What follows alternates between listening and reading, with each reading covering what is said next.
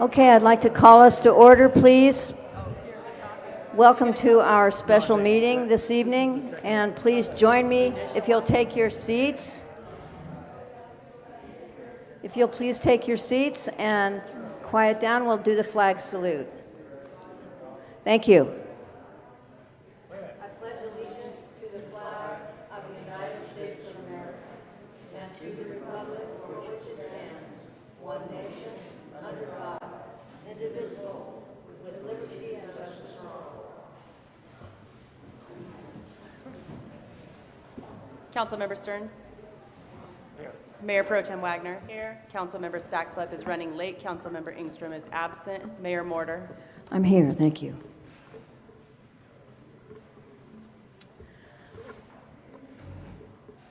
Okay, thank you for joining us this evening. As most of you, I'm sure, know, this is a special meeting that we called to discuss one item, which is smart meters. So we'll forego the usual agenda item, which asks folks to speak about items that are not on the agenda. I don't imagine there's a lot of interest in that anyway. So if there are... No, there's no need for a sign-in sheet. Thank you. Thanks. So I'd like to, are there any of you that have not heard through Vicki or otherwise that we are not hearing a presentation from Bill Bathgate tonight? Okay, so you all know that. That's good. Okay. Okay, so what we're going to do is we're going to start with our staff presentation, as we usually do. Then we'll have questions from the council about that presentation, if we have any. And then we'll open it up for public comment, and then come back to council for discussion and decision.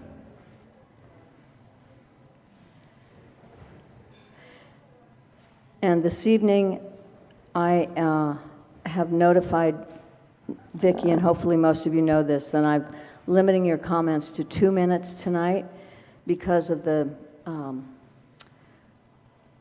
huge, abundant information we've received by email and the comments that we heard from you last meeting.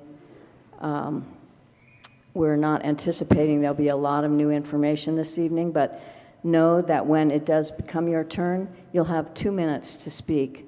And of course, if you can't get it said in 2 minutes, you can always give us a copy of what you would have liked to have said in the remaining time. Hopefully, though, you've all been connected communication-wise and know that 2 minutes is what we're giving you this evening, mostly because a huge majority of the issues that we have read and heard from you about are outside the jurisdiction of city councils.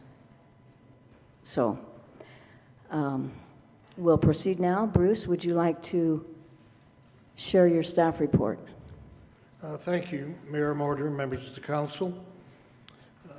The item before you tonight is a question about the installation by Pacific Power of smart meters in place of the analog electrical meters on homes within the city of Mount Shasta.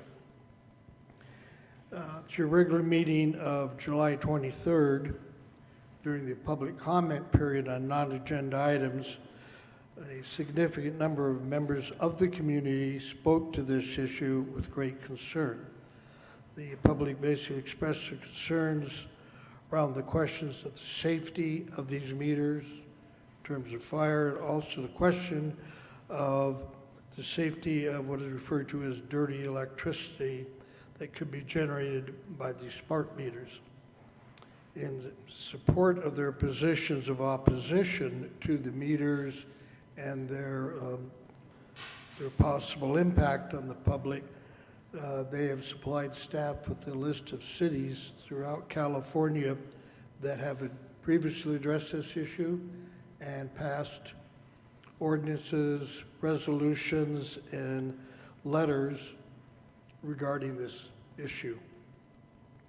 Staff has looked at those. We have talked to some of these cities in question, and we have discussed this with the PUC. In the past, we've heard this discussion before. You've been advised by staff, by the city attorney, that the key factor in this question before you is a question of jurisdiction, is not a question for you of how these meters work. And the state, the attorney has recommended and advised you that the state constitution actually controls this. Article 12, Section 3 of the California State Constitution grants exclusive authority to the Public Utility Commission in the regulation of public utilities. Section 8 of Article 3 of the same Constitution is a city, county, or other public body may not regulate matters over which the legislature grants regulatory authority to the commission. So that's the context in which you're dealing with this. We contacted the city of Sebastopol, a city that passed a very strong ordinance banning smart meters. We talked to the city attorney and the city manager, and they informed us that yes, actually their council did pass such an ordinance at the objection of the city attorney, and then they attempted to enforce it, and they were issued a cease and desist order by the State Public Utility Commission, basically telling them they had no authority and stay out of it. So the question before you tonight is, what does the city council, the city of Mount Shasta, want to do in terms of communicating? Because you have no authority to enforce the regulation. We've outlined some options here. One option, obviously, is take no action whatsoever. Simple motion to deny the resolution, and that would be the end of it. The second is to consider the resolution that was attached to the original staff report. That resolution is asking the Public Utilities Commission to reconsider its position regarding delegation of its authority with respect to smart meters to local agencies.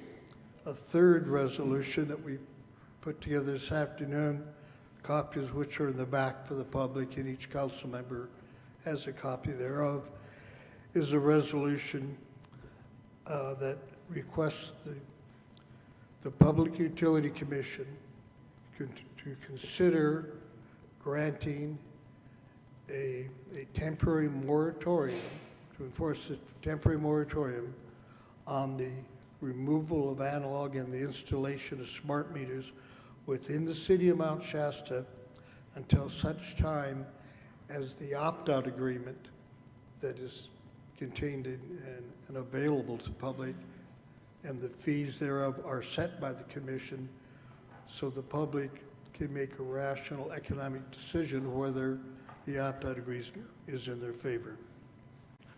Those are the items before you. I remind you that any action you take would be unenforceable. Would be what? Unenforceable.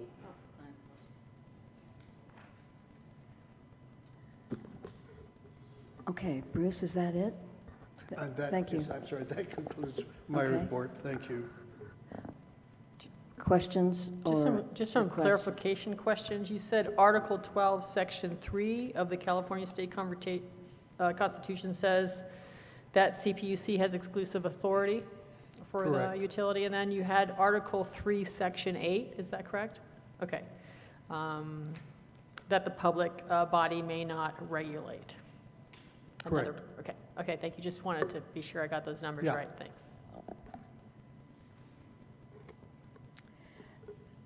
Bruce, there's a letter from Pacific Power that went out as part of the staff report. Did you, I know I had a conversation with Monty Mendenhall, but I'm wondering what your correspondence with him was that resulted in this letter? Well, my correspondence with Bonnie Mendenhall and indirectly to Mr. Mendenhall's supervisors. It's in the area of, we have a great deal of public concern here, a great many questions whether the opt-out agreement is truly in effect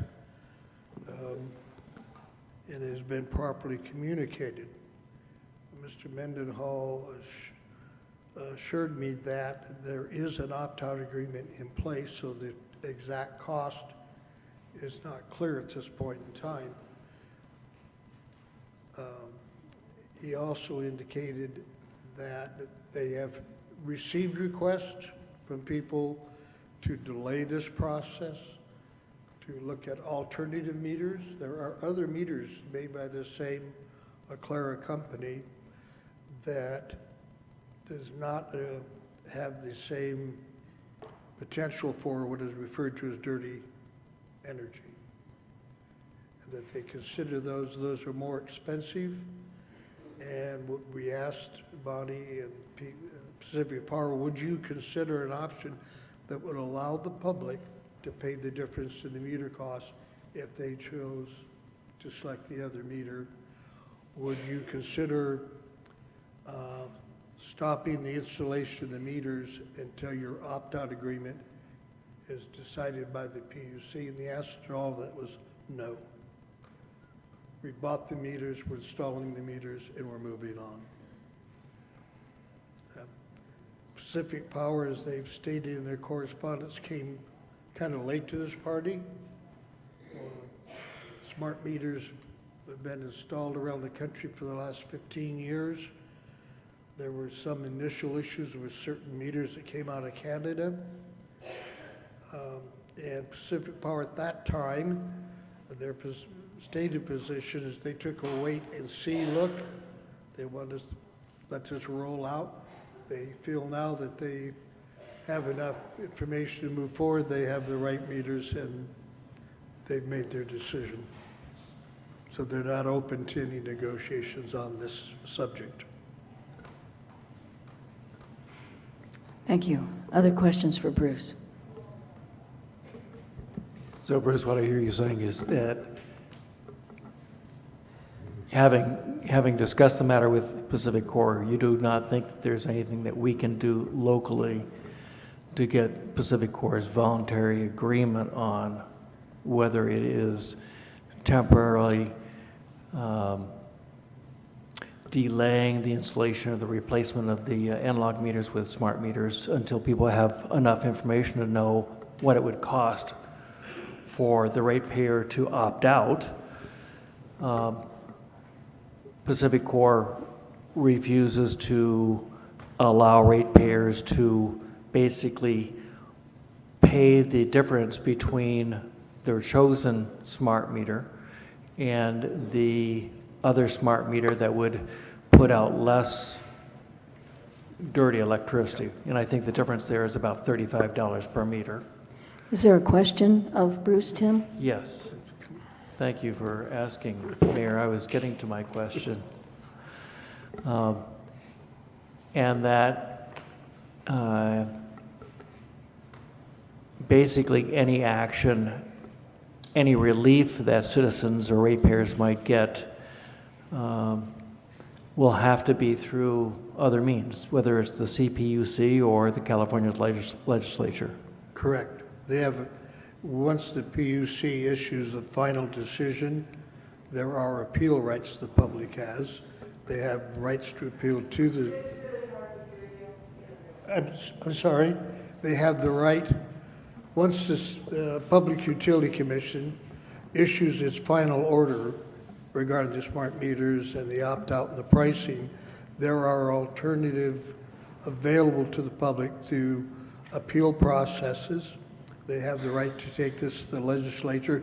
They can file documents with the PUC and ask for reconsideration. But based on my discussions with Pacific Power, they're not interested in delaying, and it would take action of the PUC. In addition to all of the correspondence, communications that we got from members of the community, the agenda packet for this special meeting was, I think, in the neighborhood of 350 pages or more, which included two primary things. I think it was the one being from the California Commission of Science and Technology, thank you, with their report from 2011, researching or testing the smart meters, and then more recently the UL Underwriters Lab from August of 2016, specifically as to this smart meter. Did you want to address either one of those attachments, or in addition, attach the comments? I think maybe it was Betty Krieger who talked about the range of possible rates from anywhere from a few dollars up to maybe $40 per month. The question on the rates is something for the PUC to set, and based on my discussions with Pacific Power, this has not been set by Pacific Power nor by the PUC. So while you can opt out, and according to Pacific Power, over 200 people within the city of Mount Shasta have formally opted out of the program as of last week. Now, what that's going to cost people appears to be an unknown at this point in time, and that, I think, is creating a lot of confusion and a lot of misdirection. You have an opt-out option, but you don't know what it's going to cost you. That's a tough decision to make. But unfortunately, that's where it is. And Pacific Power has chosen to go ahead, install the meters without the PUC a decision. We have a great deal of research from different laboratories about the safety of meters. And I know this is a very controversial subject. I know other governmental entities are studying this question, the question of generation of electrical fields on human beings. At this point, I think the best you can say is it's inconclusive. There's no hard evidence that the scientific community has accepted as yet as being detrimental. Okay, so the two resolutions the two proposed resolutions that City Council has before it tonight is one, basically asking CPUC to reconsider taking away the power of local communities from making decisions regarding smart meters. Correct. The second proposed resolution is to ask CPUC to temporarily put a temporary moratorium on replacement of the analog meters with smart meters until ratepayers know what the costs for the opt-out would be. Yes. Okay, thank you.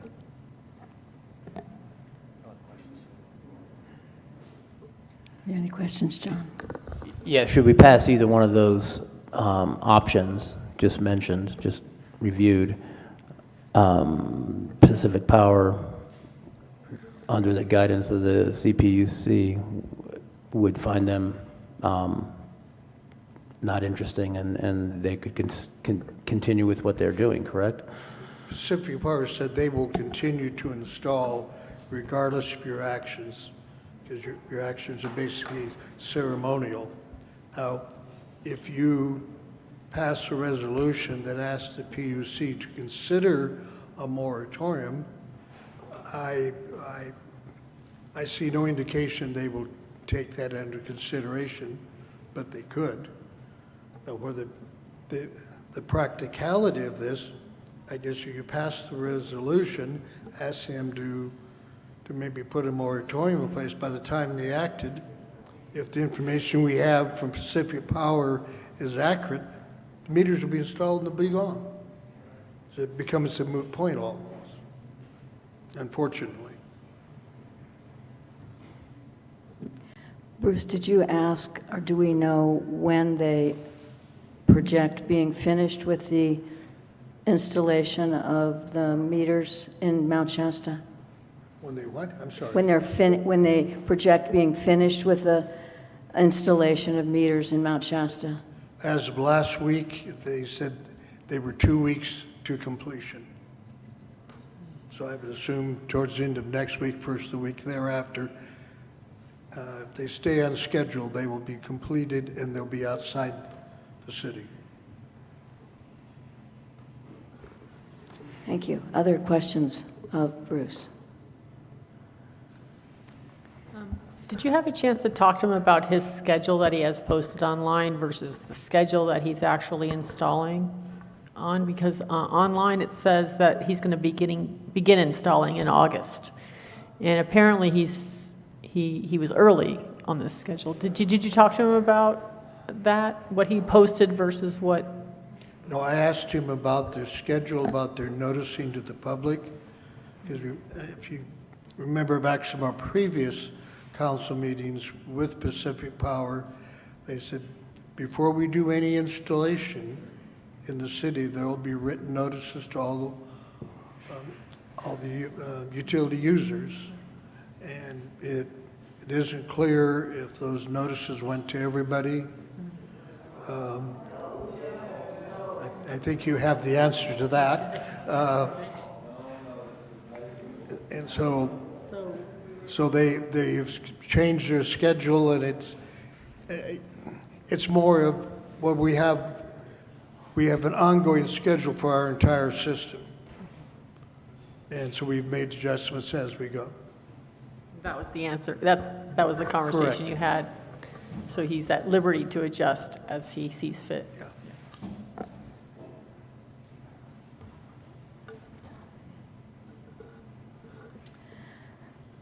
Okay, I'd like to appreciate your listening and what? And let you know that we have heard many of your concerns and we've passed many of them on, and I will definitely cover this in my comments after we've heard from you. What I'd like to do is ask you to understand that we've received excellent summaries from a few of you about all the people that have been that have objections to the lack of notification, how they've rolled this out, whether it be the cost questions or the timing, then the lack of notification. Those things are what we felt was in our purview to question about. The safety and the fire issues are are clearly outside our jurisdiction. But what I want to ask you is to consider the fact that we've heard many of the specific incidences, and they have been communicated personally by me, and I will share a little bit more about that. So I want to ask you to keep your comments to 2 minutes, please, and just be mindful of whether or not you've already told us what you want to tell us again out of your extreme frustration. You know, city council meetings aren't a great place for us to acknowledge the emotions that many of us carry. This is a very formal process. If you had contacted us individually, you may have gotten some of our personal response, but please keep in mind that we'll make a decision at the end of this meeting, and if you have a perspective you believe we have not heard, I welcome that. If you think we've heard it, please be conscious of just repeating what's already been said. Having said that, you're welcome to, how about line up on either side, please, maybe 3 or 4 at a time, so you don't have to stand too long. But let's keep it moving. And as a reminder, for those of you who may not have commented before, we have a little light thing over there, and when the light turns yellow, it means you need to wind down your comments. So please don't make me be the the mean mom who has to use the gavel. I prefer not to use it. And we can self-facilitate here. I know we can. So let's see, should I start on the left or the right? I think I'll start over here with Mark because you've been standing longest. Thank you. Thanks, Kathy. My name is Mark Miyoshi. My wife and I reside just outside the city limits. We've lived here for 30-some years. Anyway, okay. And You can raise it, Mark. I'm also the Tribal Historic Preservation Officer for the Wintu tribe. I want to relate our story. We have a residence and we also have a rental. We opted out way last December 2017. And then 2 weeks ago, we started calling Pacific Power again. We called them twice to make sure that we were opted out. And finally, last week, we called Aclara directly. And they told us, Aclara told us that we were not on the opt-out list, even though we have called 3 times to Pacific Power. And so actually, the operator, Aclara, was very, very polite, respectful. They transferred us to Pacific Power. And a supervisor, we talked to a supervisor there at Pacific Power, and she looked into our case, and she said that what happened was the workers who were putting together the opt-out list, they did not go back far enough in our records to see that we had opted out back in December. So that's why we were not on the list, and our renters, they opted out last week, and they were on the list. So obviously, there's a terrible problem with process here, and you'll hear all these stories, and you've heard stories, and I can't really speak to the safety of these meters, but of course, my wife and I are extremely concerned. What we're asking the council today, and we know that maybe legally you don't have the authority to do anything to regulate this, but we're asking you to take a stand. To take a stand to protect the citizens of this town, the other people who have expressed the concern. This is deep concern for all of us here. And you may not be able to do anything that will stand, but we want to know that this council is willing to do something to protect us, to protect the citizens. That's it, okay? Thank you. Thank you, Mark. Thank you. And I appreciate the hands. And I will tell the audience that's listening is that the majority of, I'm sure all of the people who are sitting here, which approximately 60 maybe, all waved their hands in alignment with what was just said. Okay, yes, please come up and remember to share your name. My name is Jane Seeley. On July 12th, I called Pacific Power and opted out of having a smart meter installed on my home as the meter sits less than 3 feet from my head where I sleep. The Pacific Power employee told me that I have 6 months after opting out to opt back in for free. I had her repeat this 3 times, and as far as I know, I am the only person who has been told this. Pacific Power has been giving people different stories about fee structures, and there is a lot of misinformation that has been distributed to customers.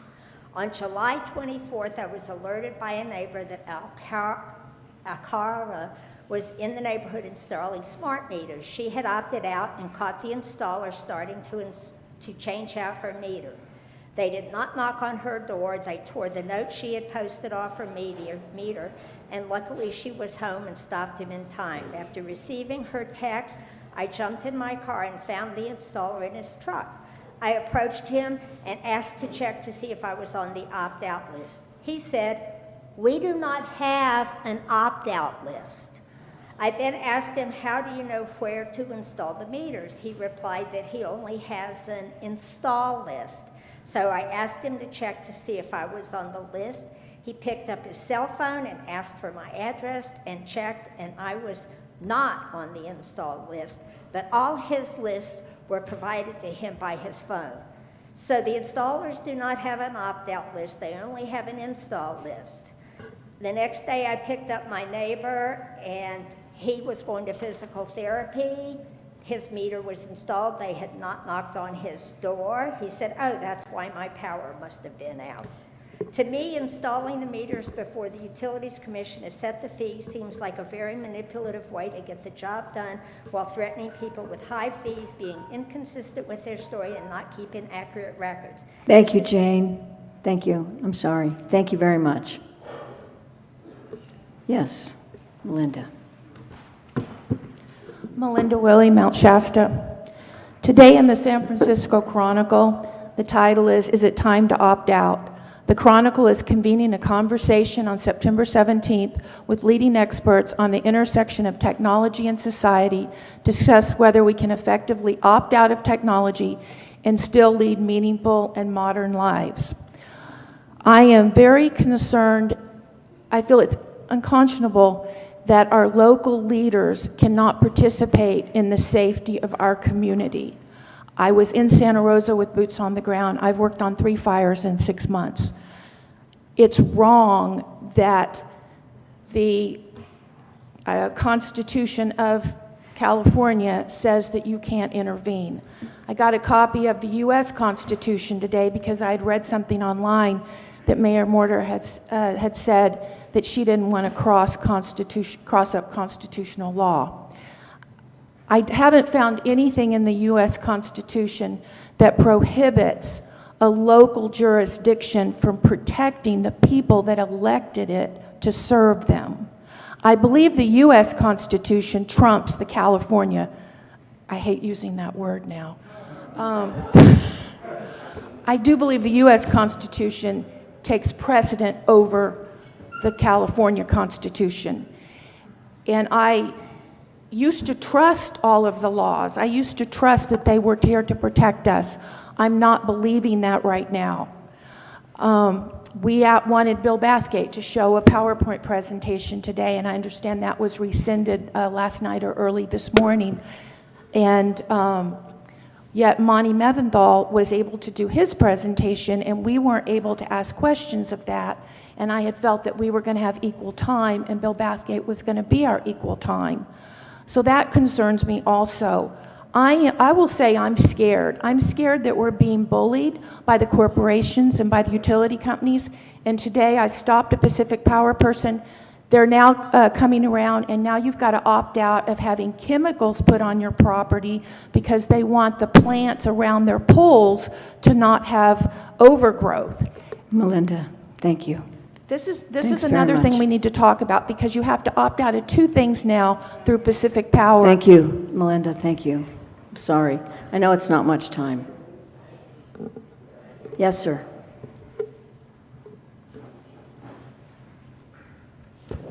Yeah, hi, I'm Ron Hennick. I live in Mount Shasta here. And what I don't like about this is a corporate issue. We've got a lot of corporate issues in this town, like the water company, for instance. And I've seen so many times that the city council is bending over and sucking up to these corporate interests over the interests of the people in this city. This is fucking obscene, and it just got to stop. This smart meter is not here in California. It's worldwide. What it is, it's selling information technology to various interests for their own concern against us. This smart meter will have the ability to shut off your power whenever they want to. Do you understand that? If there's a heat wave, there's some need of theirs over ours, they can shut our power off. You like that? Not only that, but they can read what you're doing in your house. When you turn on your TV, when you open your refrigerator door, when you listen to the music, when you're on your computer, they know what you're doing. And they're selling that information to other corporations. They're selling that. That's what it's about. Why do they have this? You ever ask that question? We've got meters that work fine. I've been out here 35 years. I live out where I have to send in my reading on a card. I've been doing that for 30 years to them. I send in my readings. They don't come out. I've had them come out. It's usually the lowest guy in the totem pole who runs all over my ranch not knowing where my meter is. So they send me cards and I've been sending it to them. They don't do that anymore. Why? They don't do that. That's the answer. This I mean, we've got to bend over to these people that disinform us, that don't inform us, that have power. We don't even know these people. We don't know the Public Utilities Commission that are hired, that are supposed to be there to regulate the power for us. Right now, they want to give it that power and give it to the city council so they can regulate it, so they Thank can you, say Ron. if I'm the sorry. meters are going to be in or not. This I'm is not sorry, fair. Ron. I'm And thank sure you you're for the very 2 minutes of my frustrated. I know. freedom of speech. This is fucking ridiculous.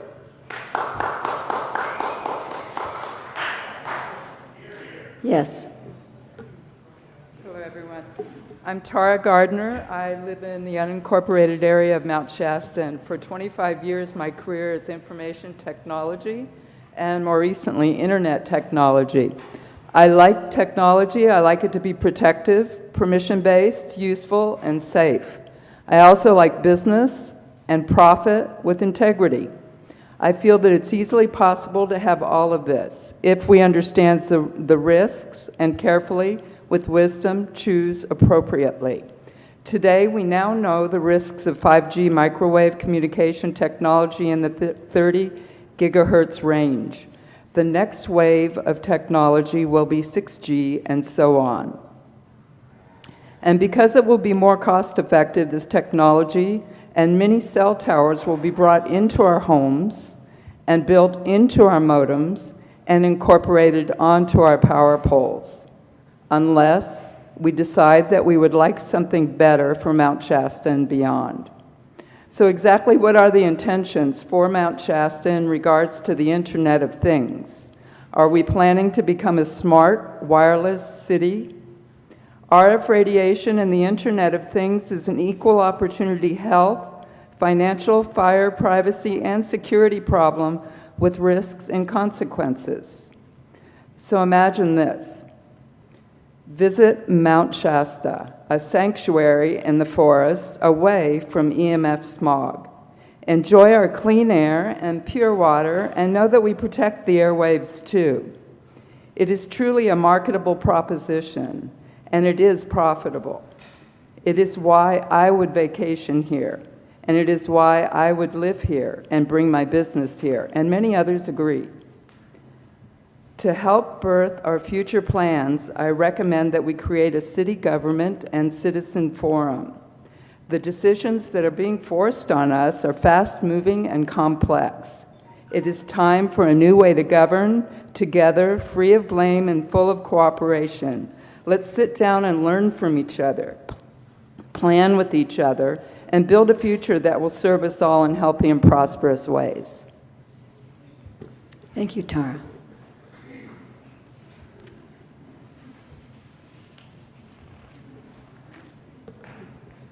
Hello, my name is Carol Kraus, and I live within the city limits of Mount Shasta, and thank you for letting me comment. I'd like to focus on what we can do. When Aclara smart meter installers are trespassing on private property, and they're completely ignoring signs that say do not change meter, and they're completely ignoring documentation from Pacific Power and work order numbers to not install the smart meters, and they're completely disregarding these notices, and they're tearing out the analog meters and replacing them with RF meters. They are guilty of criminal trespassing, breaking and entering, burglary, and theft. Why not collaborate with the police and inform the supervisor of Aclara that if any of their staff deliberately install meters despite clear notices not to, then the supervisor should be informed by the police that she will be required to give the name of the Aclara worker who broke the law so that he or she can be arrested and booked into Siskiyou County Jail.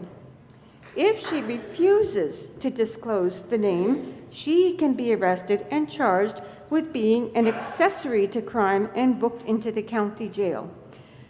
This is what the city council and police are supposed to do. They're supposed to serve and protect us.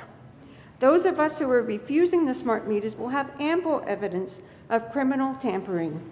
We have letters, we have work order numbers, and photos of our analog meters with notices taped to them. Thank you for your consideration. Thank you, Carol. Okay, next, Dan. Dan Axelrod, Hammond Ranch. At home, we opted out of smart meters a few days ago, not because we thought they were definitely unsafe, but because we did not know, not enough information. We're particularly concerned about expert allegations that they're improperly grounded, so a lightning bolt to a power line somewhere in the network will cause a voltage spike and then an electrical arcing in the unit that'll start a fire. The probability of this is pretty low, but even if 1 out of 5,000 units nearby starts a fire, that could affect, maybe even devastate all of us. More examples of this effect. The probability of a vehicle catching on fire because of some sort of mechanical failure is pretty low, but that happened once on Route 299, and the consequence is the car fire where more than 1,000 residences have now been destroyed. The probability of a particular tree getting hit by lightning in a thunderstorm is pretty low, but there are many thousands of trees, and any one of them can start a devastating wildfire. This is what Barbara Wagner and I, with our physics and math backgrounds, would call a nonlinear effect, and it's particularly large when we are talking about some small event triggering a big fire. So this is not just an individual concern, it's a community concern. You don't just balance your own benefits with your own risks. It's a community concern. The city council should be involved. Kathy Morter may be right that the city has no legal jurisdiction in the smart meter affair, but it does have the right, in fact the obligation, to inform the citizens of the possible dangers so that they can at least individually learn enough to maybe opt out until the meters are demonstrated to be safe enough to protect the whole community. In that regard, it's discouraging that Kathy and the council has blocked any testimony from any outside experts on this matter that lasts longer than 2 minutes, allowing only the PR guy from Pacific Power to give a one-sided and biased extended presentation on the subject some time ago. At some point, hopefully, the council will provide a forum for unbiased information to all of us. Too bad it's not tonight when it would have been more timely. Thanks. Thank you. Danielle Light, Mount Shasta. I'm sorry, what's your name? Danielle Light. Danielle Light, of course, Mount yes. Shasta. Of course. Thank you all for listening. My comments are very short. I would like to encourage you to sign both resolutions in case one can get through. That would be great. Hope. So then the next thing I'd like to say is that in the beginning of the meeting, Bruce, you listed some communities that have banned smart meters. I'm curious, we're not now, of course, but that's on my own time. I need to find out how that process happened, and it sounds very interesting to pursue their process and what they did to do that. The last thing I want to say is, speaking as a property owner of a place where there's multiple meters, I actually have a wall of meters, and if those meters became smart meters, the effects, I basically would not be able to rent any of my places because the output and I think would be so strong that the people that I normally would rent to wouldn't want to come anywhere near the place.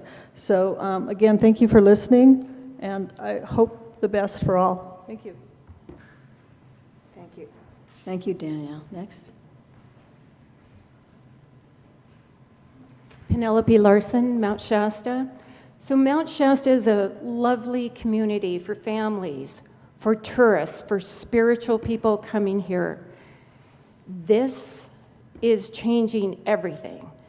We have the opportunity to provide a place where people can come, have clean water, clean air, and clean electric. This place really has to have the tourism. We need those jobs. We get groups of 100 or more, or individuals. I meet people everywhere. They go, oh my gosh, you live in Mount Shasta. We want to come there. So I think Tara and I are on the same wave and we did not talk, and we did not email.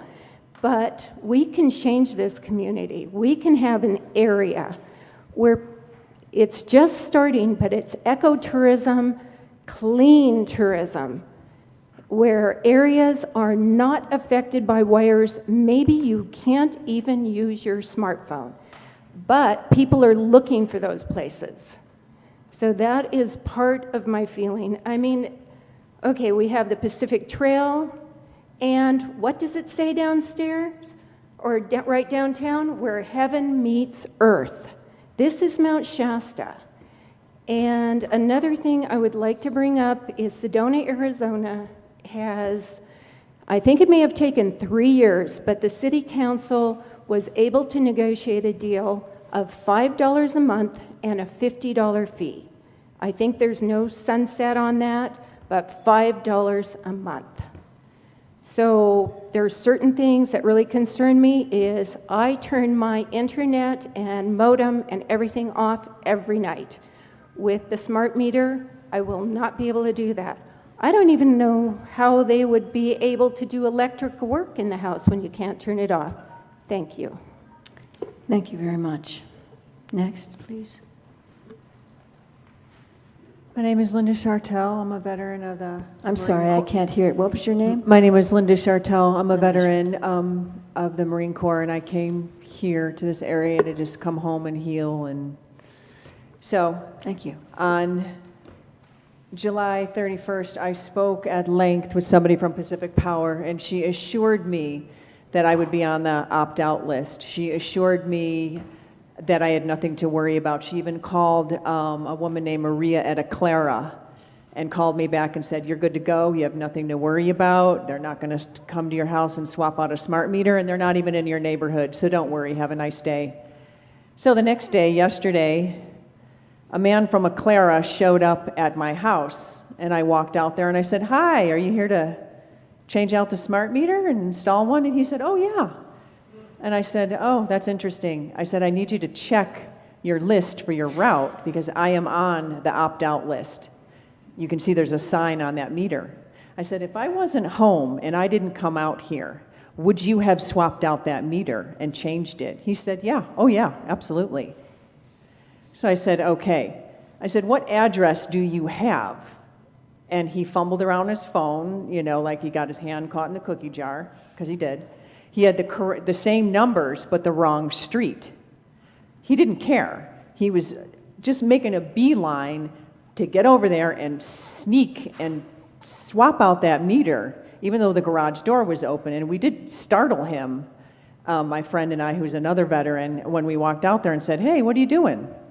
So I asked him, may I please have your name and your employee number for Aclara? And he was very rude. He wouldn't look me in the eye. He had his sunglasses on. And he looked at me and he says, I ain't giving you no information, and just pulled off and drove away. You know, I don't mind standing guard duty in the military, but I do mind having to stand guard duty at my own home. Thank you, Linda. Thank you.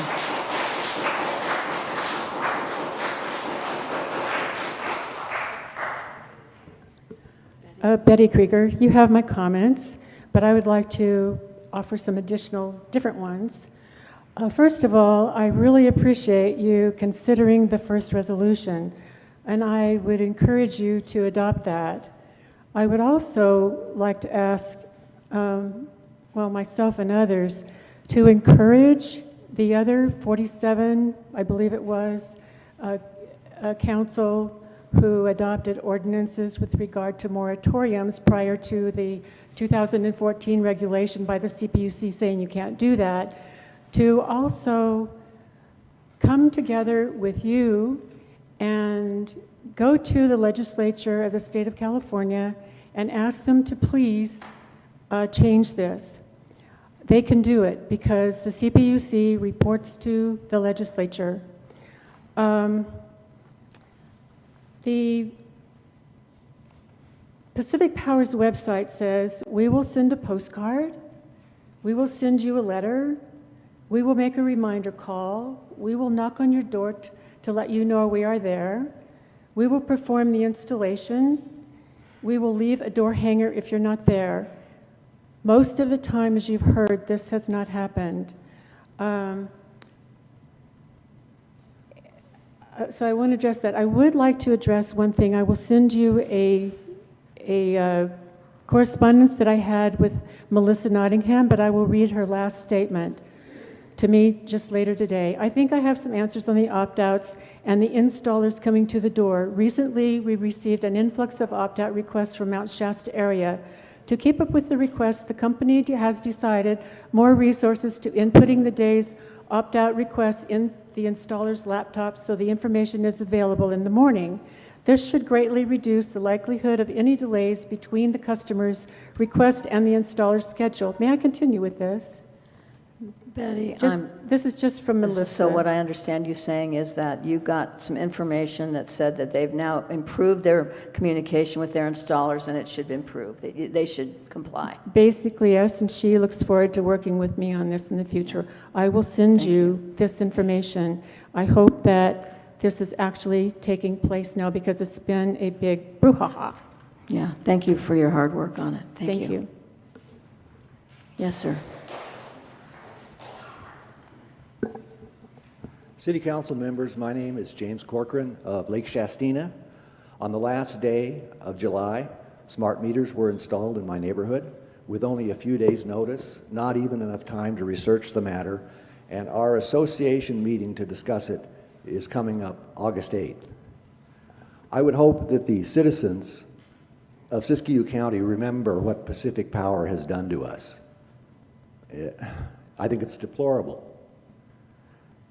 Secondly, I want to say this. I understand that the city of Fairfield has a moratorium on smart meters, so it can be done. Thirdly, I've heard it discussed tonight that you don't have the authority to pass an ordinance banning smart meters, but it seems to me you probably have a stronger case than you think you do. If you pass such an ordinance, it might stand, it might not, but at least you've done something. You've done something to oppose this outrage that's been done to us. Thank you, sir. Vicki, are you next? Thank you very much for having the meeting. I agree with what Dan said about it's sad that we didn't have the opportunity to hear an expert, and I would ask that you set a meeting where we can discuss the actual details about the Aclara meter. First of all, I would like to commend you on staff on the idea of a moratorium resolution. I would encourage you to sign both resolutions. It can't hurt. It's like chicken soup. Secondly, I agree with Carol Kraus regarding police involvement. I think you can ask police to please respond and have a way to respond. I know they're busy with other things, but at least people will know that they have some recourse. Third, I would encourage you. You know there's a movement called Take Back Your Power.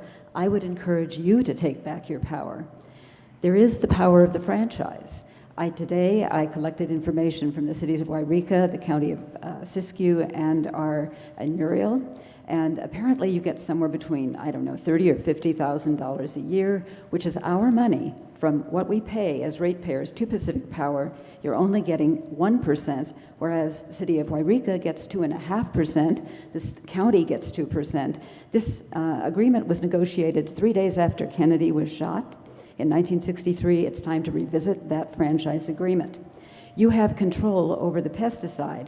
They are actually spraying, as we speak, the very same chemical that caused the Dungeness spill. They're not spraying it, but they're putting it on the trees near the canyon, just where the train went derailed. You have the authority to demand CEQA if they're going to do this in our community. You have the authority to review that, to tell them to stop, to cut down the trees, preserve the jobs of the tree cutters, and as Francis said, he got wood out of it as well. It's also an opportunity for you to speak to the Public Utility Commission regarding the Lassen substation, that they underground the utilities because there's much less chance of a problem if the utilities are underground. Thank you, Vicki. Next, Mary. Mary St. Marie. I agree with everything that's been said so far.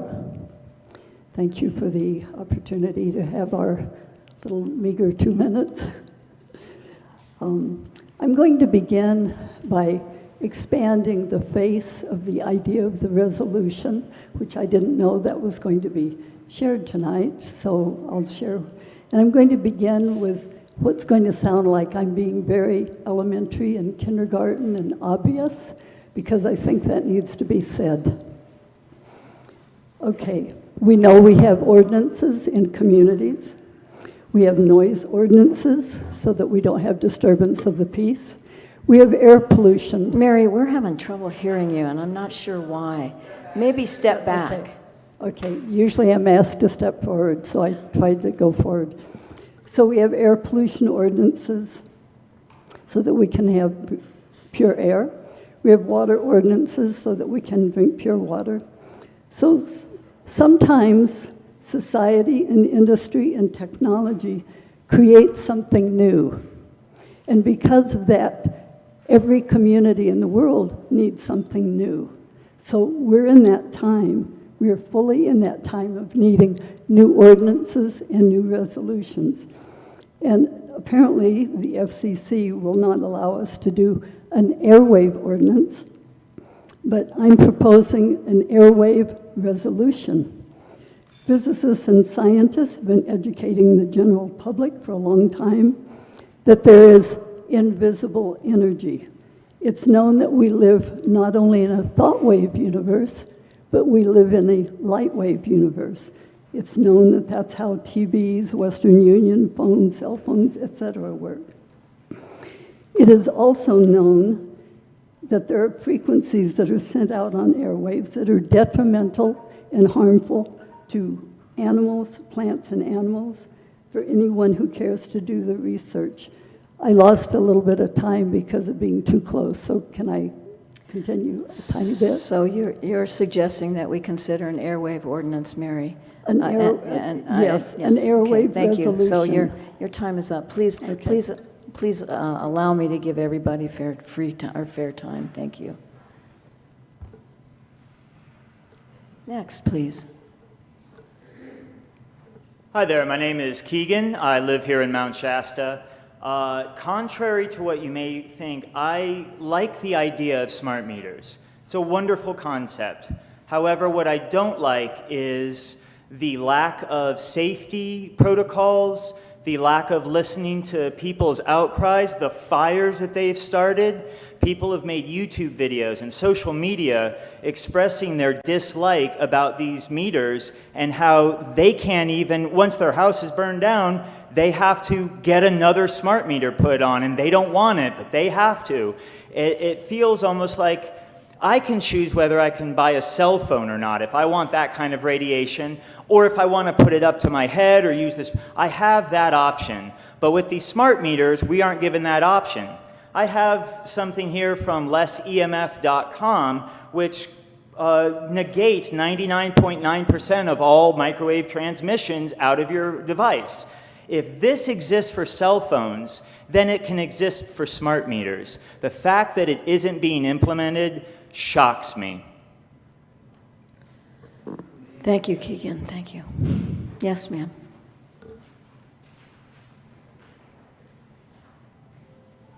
Hi, my name is Shannon Brophy, also known as Shivra L., and I live in Dunsmuir, and I've lived in Mount Shasta. I also work in Mount Shasta, where I've opted out on my office, and my landlord opted out for our apartment building, and we got a smart meter anyway, and we stopped the second one. So since that has happened, I've been having headaches and insomnia.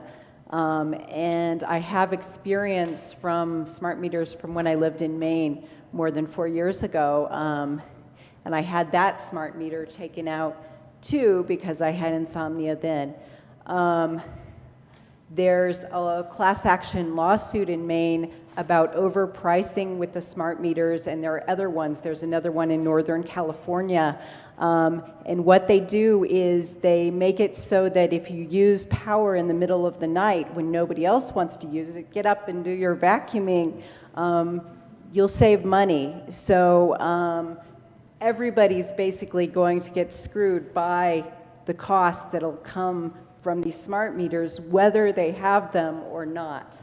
And so when I think about Mount Shasta and the bigger U.S. Constitution is about protecting people from harm and also not spying on Americans. So we all have to, you have the possibility of listening to that higher voice. So thank you. Thank you, Shannon. Yes, Francis, excuse me, Francis.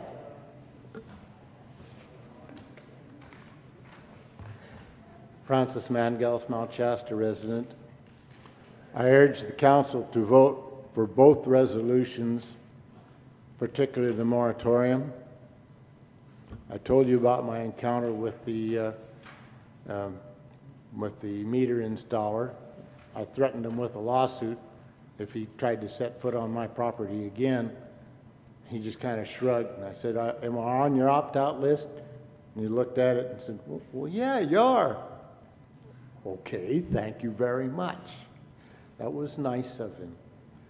What are you doing in my house then? Oh, I guess I'm going to the next house. Thank you very much. Okay, he was polite. I suppose that's okay.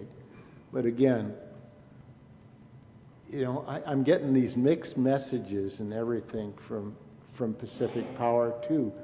And I'm getting the impression this is like buying a car from a used car salesman with no contract. See, you can trust me. I mean, come on, people. I'd like to know how, I did opt out, but I have no idea what I'm going to be paying because nobody said anything. And that which they did tell me half the time turned out not to be true. You know, where's the trust in this outfit anyway? I wouldn't do business with anybody that wouldn't have a contract that I could read and understand and trust. There's something fake about the whole thing. Thank you very much. Thank you, Francis. Rosalind? Rosa McCoy, I live here in Mount Shasta. In 2013, we all came before City Council expressing our concerns over these smart meters. We presented all type of information, and we were assured that this type of constant pinging out wasn't going to happen here in city limits. But nothing was put into our general plan, nothing was really put into writing. No protection was actually created back in 2013 when something could have been created to help give you the power of saying, now wait a minute, we don't want you to place these devices up on our power poles. I don't have power poles on my street. I called them up and I said, well, where is my meters going to ping to? And they don't know. They say, well, maybe it's going to be a cell phone. Well, maybe it's going to be down the blocks away. And so my meter has to broadcast louder.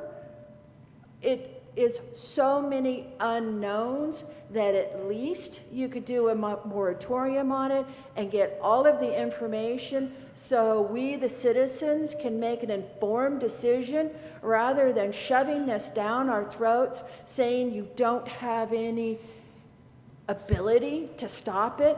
When we came to you in 2013, things need to be put in writing. You can't have handshakes going, it's okay, go away. Thank you, Rosalind. David?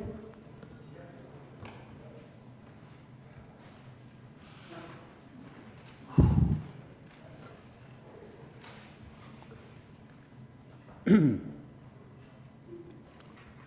very calm tonight. No anger. First time.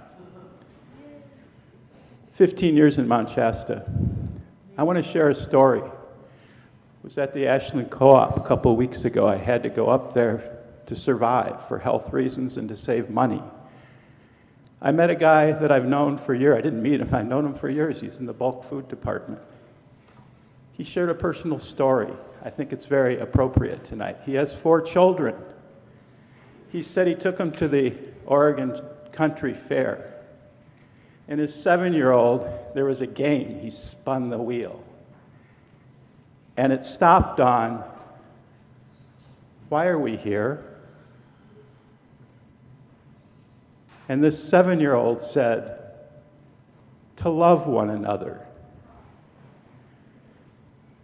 That story was so precious to me on that day in Ashland because of all the things going on in my life and in my community, including the world community. I was raised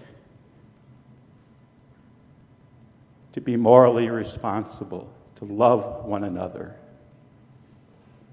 I think we need a whole lot of love in this room more than ever. We have tragedy all around us. We have tragedy all around the world right now. Fires are happening all around the world right now.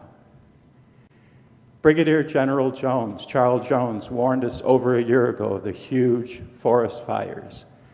I put a letter in the paper because I love this community. I wanted to protect this community. This letter to the editor was in a year ago. U.S. Air Force General speaks out. He warned us a year ago. David, you're going to run out of time. Of the I'm huge sorry. forest fires and the burning forests from the aerosols. They're spraying over the fires. Dr. Kugler, also stem cell research head, warned us 2 days ago, aluminum dries the trees out. Priorities. Thank you, David.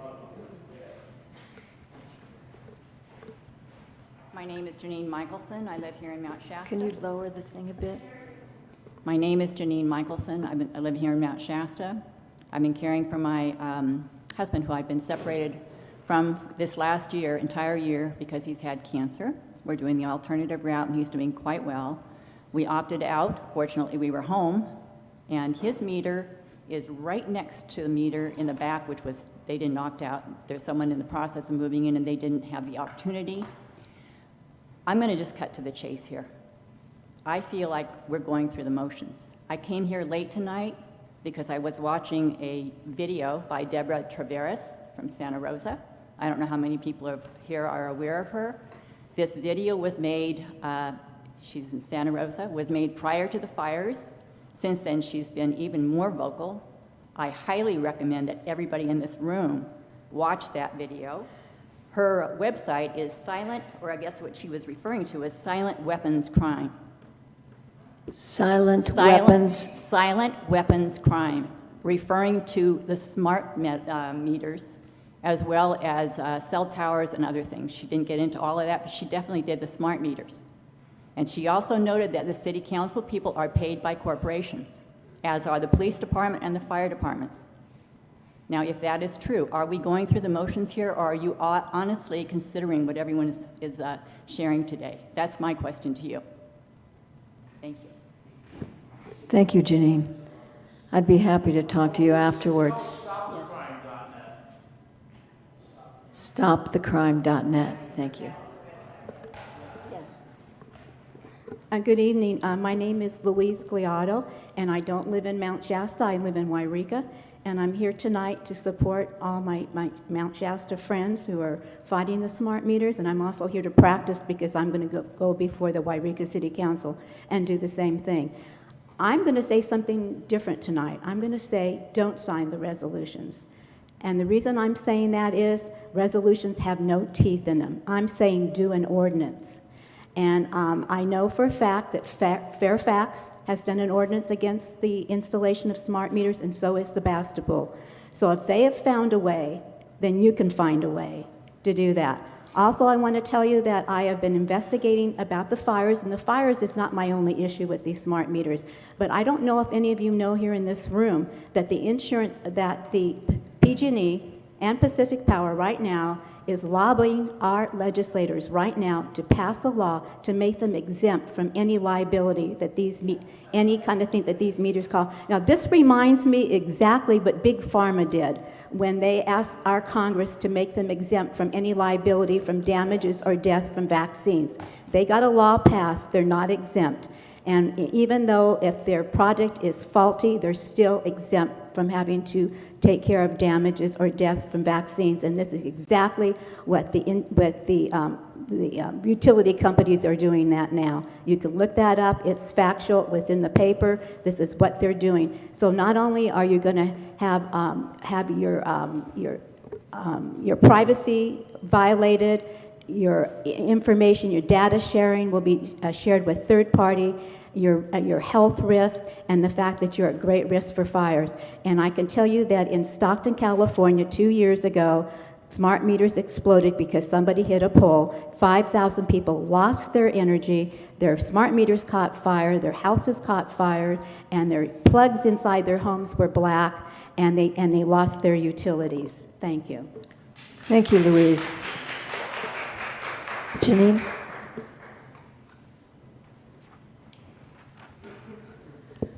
Geneva Ullman, Hammond Ranch. I just want to point out a couple of things that I don't think have been mentioned tonight. First of all, this idea of opt-out. This idea of opting out. This is extortion. We have to pay them not to do something. That typically is an illegal and criminal offense. And I think it's unbelievable how we have so many have come to simply accept that as a business model. The second thing I want to point out about the opt-out is the social, economic, environment, and environmental injustice of it. Who can afford to opt out? The wealthier people. Who can't afford to opt out? Poor people. It's an inherently biased, discriminatory system that discriminates against the socioeconomically compromised people. And I don't think any of this should be supported. I would urge you to take whatever actions you can to try to slow down this runaway train that we are on in this country with corporate power, with unbridled technology, and the way it is undermining our constitutional rights. Thank you. Thank you, Geneva. Yes, sir.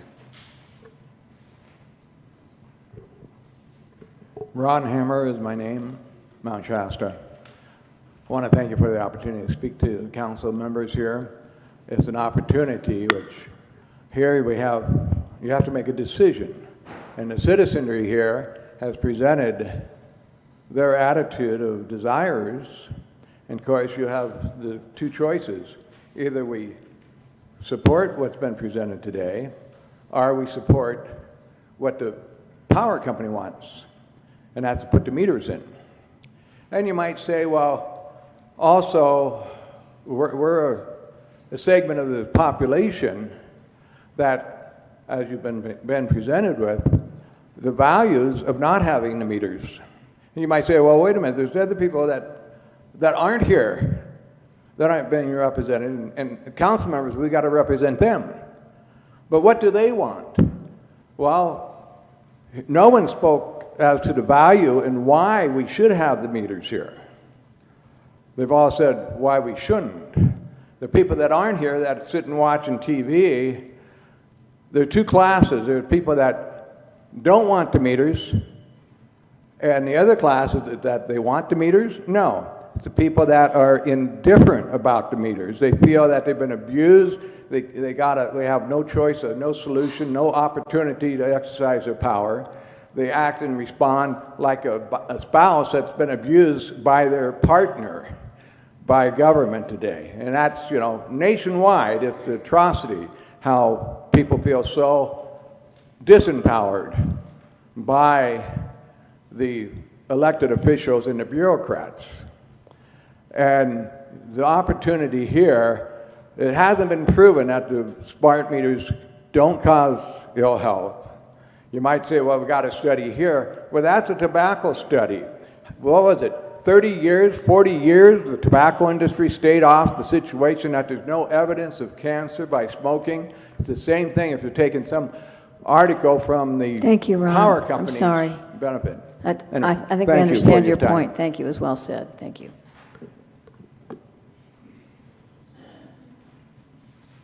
Hi, this is impromptu. I wasn't planning to speak, but... I'm sorry, what's your name? Margaret Spilker, Okay. resident Mount Shasta at this time. Semi-retired from special ed teaching. And there's two things I wanted to express. One is prompted by another speaker that I was living in Petaluma before I moved to this area, and I was there for 10 months in an apartment building with a bank of smart meters. They were 4 floors down below where I was, and my bedroom wasn't directly above them. And I had headaches as well during that time that I did not have before, I did not have after. And, you know, I have a degree in biology, I think logically, scientifically, and I was thinking, well, okay, is my food different? What else was different? My sleeping habits, eating habits, even down to the brands of food that I eat, the same yogurt, the same brand of yogurt, same brand of oatmeal. I mean, things are quite similar in my life that I could, you know, look at to look at this subjectively. And I did have headache when I was there, and I didn't have before, and I didn't have after, and I hadn't had that type of headache at other times in my life. And I'm 60-something, so, and there were people quite ill on the first and second floors that, and I feel choked up about it, because one was, I'd gotten to know a bit, and it was pretty mysterious to the doctors what was going on with her, why she was so ill. She was going quite far away for medical treatments, and these people were ill, like month after month after month ill. And a couple of them were in the apartment units. I was thinking back, you know, about this later. They happened to be in the apartment units that were right next to those bank of smart meters, 2 that were particularly ill. So I know this anecdotal, but it certainly stands out to me, and I just wanted to share that. I know it's hard for people to recognize that invisible elements in their environment can affect people so strongly, but they really do. And I know I'm not the most sensitive, I'm more sensitive than many. I know that, but I also know that I'm not at all as sensitive as many, many, many others. So and then the other thing I wanted to say is I wanted to thank you guys for your service and acknowledge the humanness of everybody in this room and the desire for everybody to have a healthy, safe environment for their community. And I'm very concerned about the elderly people who are in large buildings. Thank you, thank you, thank you.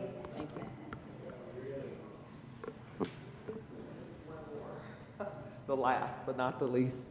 I'm Priscilla Spite Mars from the unincorporated area of Mount Shasta, right around you on Pine Grove Drive.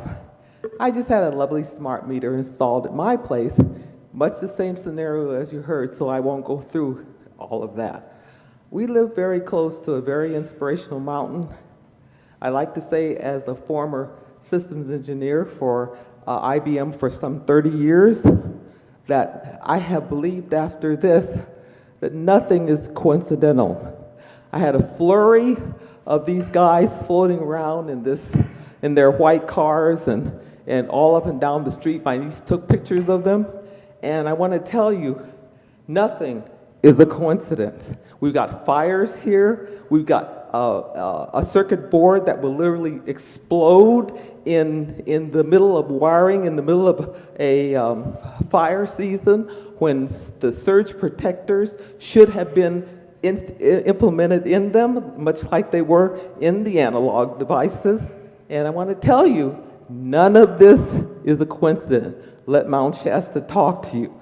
And so I would rather see you come up with an ordinance, as well as temporarily either put in one of these 2 ordinances or both, to make sure that we get somebody in here at some point in time that can do something. Thank you. Thank you. My name is David Wallace from Mount Shasta.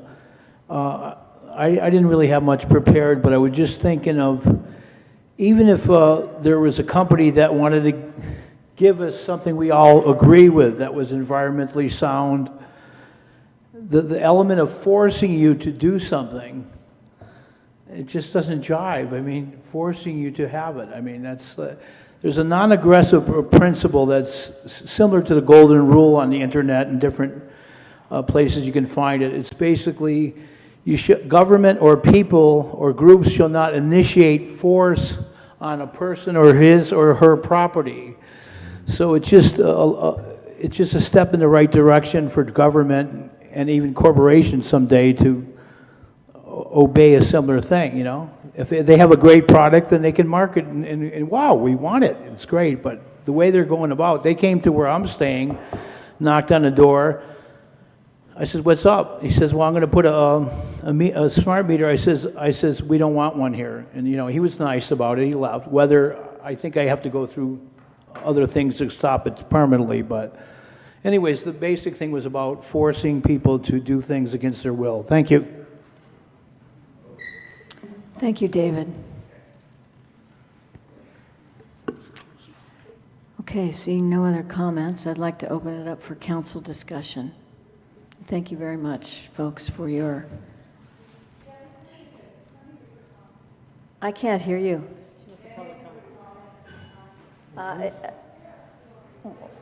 This last comment, yes, and then I'm going to... That's it, folks, okay? What? Sure. Okay. Thanks very much. Hi. I'm Liz Winterhawk from Shastina. I was glad to see some Shastina neighbors here. I'm fairly distressed that 3 women that I know, including our veteran friend Linda Shartle, had just put all their life savings and retirement into 3 different homes, private homes, in Shastina. And so one was out of town as the closure went through. She had her full opt-outs in with both companies, came home to a meter because she was away like 1 extra day. Linda and I both have to patrol our houses like 24/7. If you go to the motel next to Starbucks in Weed, you see about a couple of dozen Aclara cars and meters stacked in the back. So they're in and out like little hornets, really harassing people, trespassing, bearing an illegal product. It's not grounded, it's not UL listed, they are not. Electricians, they wear big masks, and I said, so that protects you, but not me. And he said, oh, it's because it could arc in my face when I put it in. These guys are just scabs, they're at risk. And so I had to leave my brain-damaged, disabled housemate at home today so I could come to the meeting. And I told her, if you see those guys on the property again, get on the phone and scream bloody murder to 911 because this is a police issue. You need protection. They're shoving women out of the way, like literally running over you physically, and coming at all hours of the day and night, and trespassing. And the thing that nobody ever mentions is these meters just came out of the blue with the power companies. There's no law that you have to have a smart meter. None of this crap. We shouldn't have, pardon me, but we shouldn't have to protect ourselves from something that someone's greedy idea. And there's some benefit in digital things, but this is an illegal product. If I had an electrician put in such a product in another part of my house, they wouldn't allow that. And Thank so, you, Liz. yeah, let's you. just see the unlawfulness here, please. Okay, I've been requested to have a 5-minute break, so we'll do that. Thank you.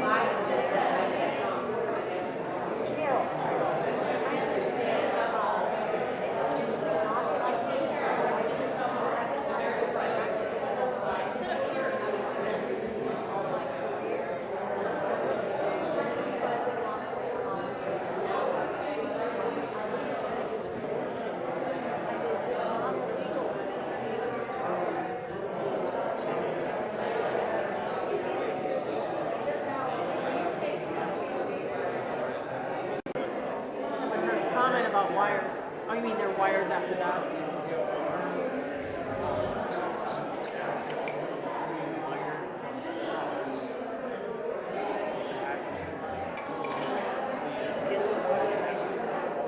Oh, yeah. That's why I was a little late.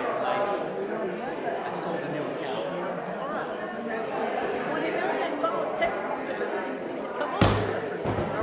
Okay, folks, I'd like to reconvene, please. Hello. Hello.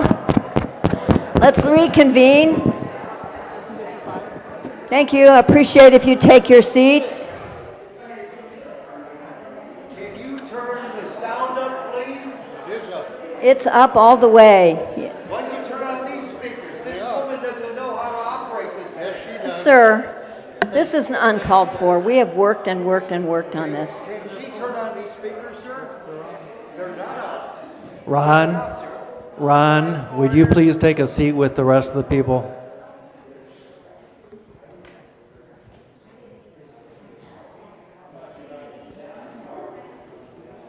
Okay, I'd appreciate your stopping your conversations now, and we'll resume our conversation up here among council members. Thank you. Who'd like to begin?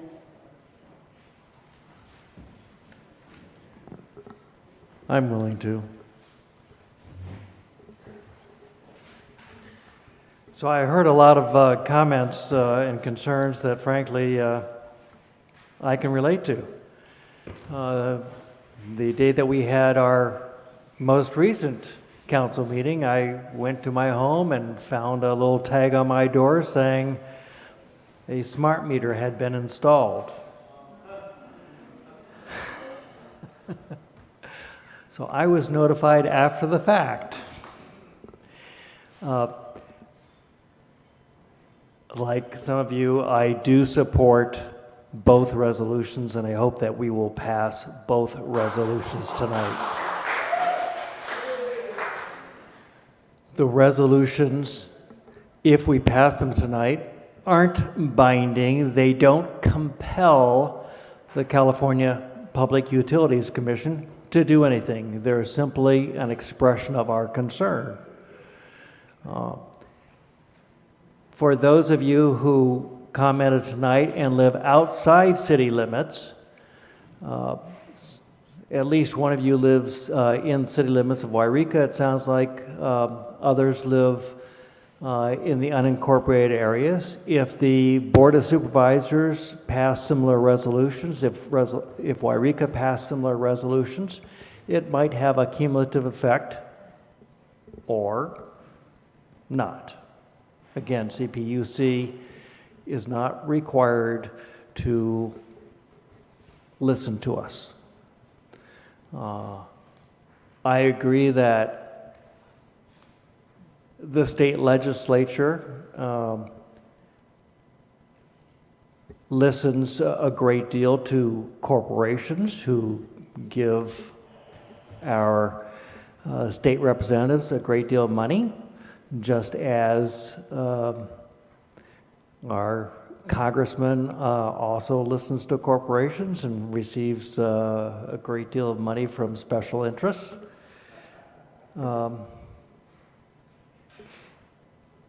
That doesn't stop us from, as citizens, from trying to take action, and that's why you're here tonight.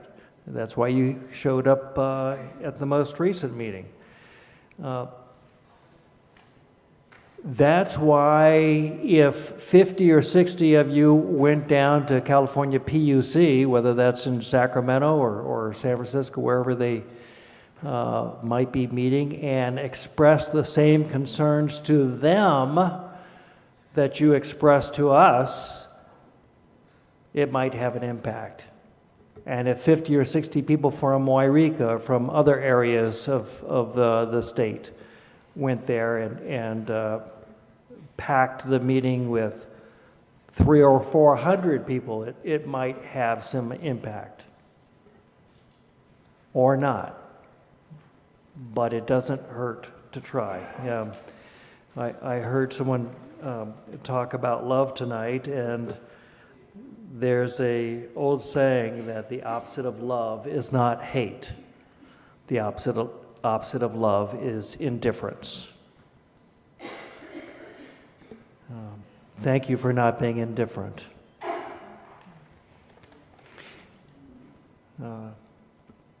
In terms of, I do want to make some comments in response to some of the comments that a few of you made. In terms of the suggestion or belief that the people who are replacing the analog meters with smart meters are trespassing. That's a good faith belief that some people have, but I don't believe that's consistent with the law. I do think that they have the legal right to have access. They have a utility easement or utility access to those meters, whether it's the analog meters or smart meters. So while it would be nice if we could just put up no trespassing signs or have these people arrested or whatever, that's not a viable action that can be taken from my perspective. Where I sit, I don't think that that is something that would be legally possible. So I want to address that comment. In terms of comments that other cities have passed resolutions or passed ordinances barring, this is not the time for further comment, Ron. This is contrary to what somebody here talked about, like a handshake or verbal handshake in 2013. It wasn't, for those of you who aren't familiar with history, we did take action like Sebastopol, like a lot of other cities. We took action in 2013 to bar smart meters. We took that action. In writing. Thereafter, California said cities don't have the right to do that, and they don't have the right to enforce those ordinances. So we took the action that we thought we could take in 2013, and then the state slapped us down. That's why I'm supporting the resolutions tonight. If you think as citizens that we ought to have those rights, you need to contact your state assemblyman, Brian Dolly. You need to contact your state senator, Ted Gaines. Again, those are the state representatives for our district, Ted Gaines and Brian Dolly. You may not have any more success with them on this matter than I or this council has had with them on some other matters. But just as we have tried, you too can try. And if you're not happy with your state representatives, you have the power of vote to vote them out. We only have one vote, or amongst the five of us, we have 5 votes, but you have 50 or 60 or however many votes you can put together.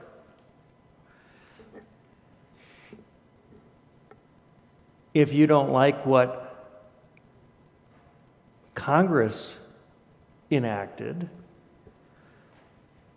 then you can contact your congressman, Doug LaMalfa, and if you're not happy with Doug LaMalfa, take action to replace him. Vote him out.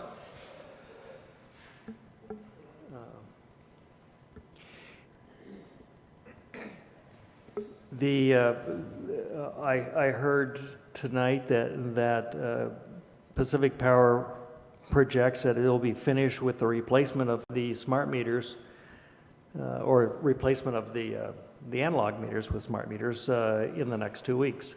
So it could be that if we take these, if we pass these resolutions tonight, CPUC won't meet or take any action, or even see the resolutions until Pacific Power has already finished the installations. So I'm not encouraging anyone necessarily to bring a citizen's lawsuit for a temporary restraining order, injunctive relief, to temporarily stop installation of the smart meters until Pacific Power designates when the opt-out deadline is, which they haven't done. I mean, I was surprised to find a smart meter in my house, and I thought, oh, wait a minute, when did the opt-out deadline pass? There never was a date. But that's another possibility. Board of Supervisors, I mentioned. Cal PUC, I mentioned. I mentioned the state representatives and the congressman. I don't think it will do any good to go to the district attorney's office because, again, I think there's a utility easement that allows walking to and from the meters. So I don't think that's a trespass. Another action, frankly, is potentially to support city-owned power, so we don't have to deal with Pacific Power anymore.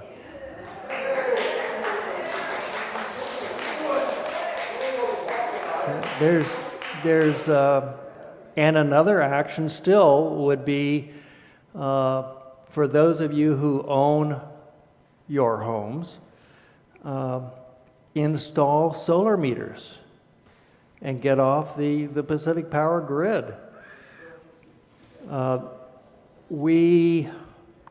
I think 2 or 3 years ago, the city of Mount Shasta took action to get into a program that allows our residents to have solar installed in your homes or on your homes without putting money up front. The program has the homeowner pay over time. There's a lien that goes on your property just like your real property tax. It's treated like real property tax. You pay it on an annual basis. The good news is just like you can write off real property tax on your taxes, your income tax, you're able to also then write off that installation fee that you pay. So that's something that we haven't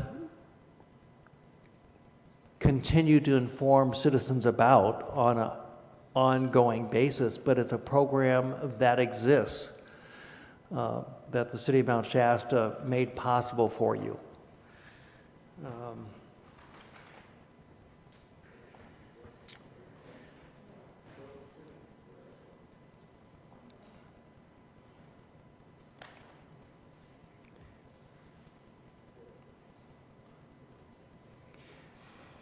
So I think that's probably all the comments I have at this point.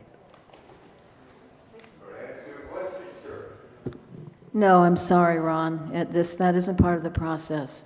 You're welcome to engage with us afterwards. Thank you for your patience. Talk to me afterwards. Barbara? Yeah, I just wanted to... I have a few articles I'd like to read, so bear with me. Yeah. I can see my times 10, right? Okay. So off the UL website, it says, for many years, electric meters have been the sole responsibility of electric utilities. Building owners are now installing their own electric meters to determine the power produced by on-site renewable energy sources such as solar or wind.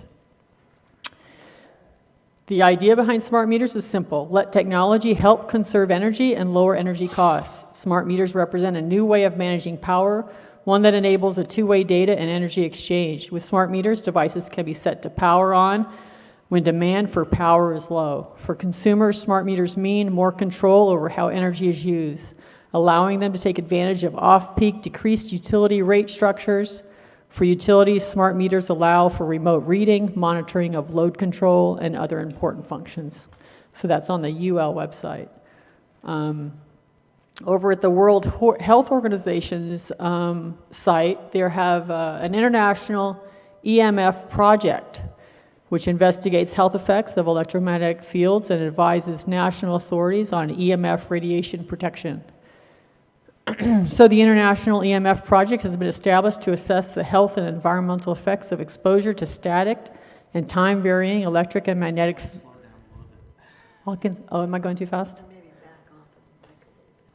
The International EMF Project has been established to assess health and environmental effects of exposure to static and time-varying electric and magnetic fields in the frequency range of 0 to 300 gigahertz. So what is the International EMF Project? The background is the potential health effects of exposure to static and time-varying electric and magnetic fields need scientific clarification. Electromagnetic fields of all frequencies represent one of the most common and fastest growing environmental influences about which there is anxiety and speculation are spreading. EMF exposure now occurs to varying degrees to all populations of the world, and the levels will continue to increase with advancing technology.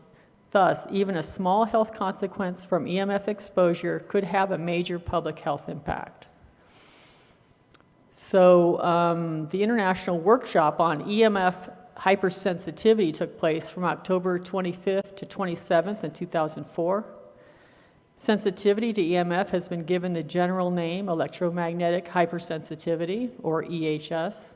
It comprises nervous system symptoms like headache, fatigue, stress, sleep disturbances, skin symptoms like prickling, burning sensation, and rashes, pain and ache in muscles, and many other health problems. Whatever its cause, EHS is a real and sometimes disabling problem for affected persons. Their EMF exposure is generally several orders of magnitude under the limits of internationally accepted standards. The aim of the conference was to review the current state of knowledge and opinions of the conference participants and propose ways forward on the issue. I'm going to skip down to... So the purpose of the workshop was to conduct a thorough review of the scientific evidence to determine if there was a relationship between EMF exposure and the symptoms reported by EHS individuals, and what further research is necessary to fill any gaps in knowledge about the condition and its management. In addition, the workshop reviewed what had and could be done to assist EHS individuals. Conclusions from the workshop are EHS is characterized by a variety of nonspecific symptoms that differ from individual to individual. The symptoms are certainly real and can vary widely in their severity. The term idiopathic environmental intolerance, IEI, with attribution to EMF was proposed by the workshop group to replace EHS, since the latter implies that a causal relationship has been established between the reported symptoms and EMF.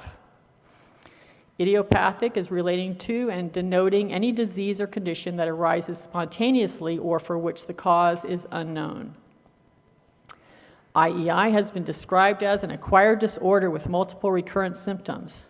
It's associated with diverse environmental factors tolerated by the majority of people. It is not explained by any known medical, psychiatric, or psychological disorder. The majority of studies indicate that the IEI individuals cannot detect EMF exposure any more accurately than non-IEI individuals.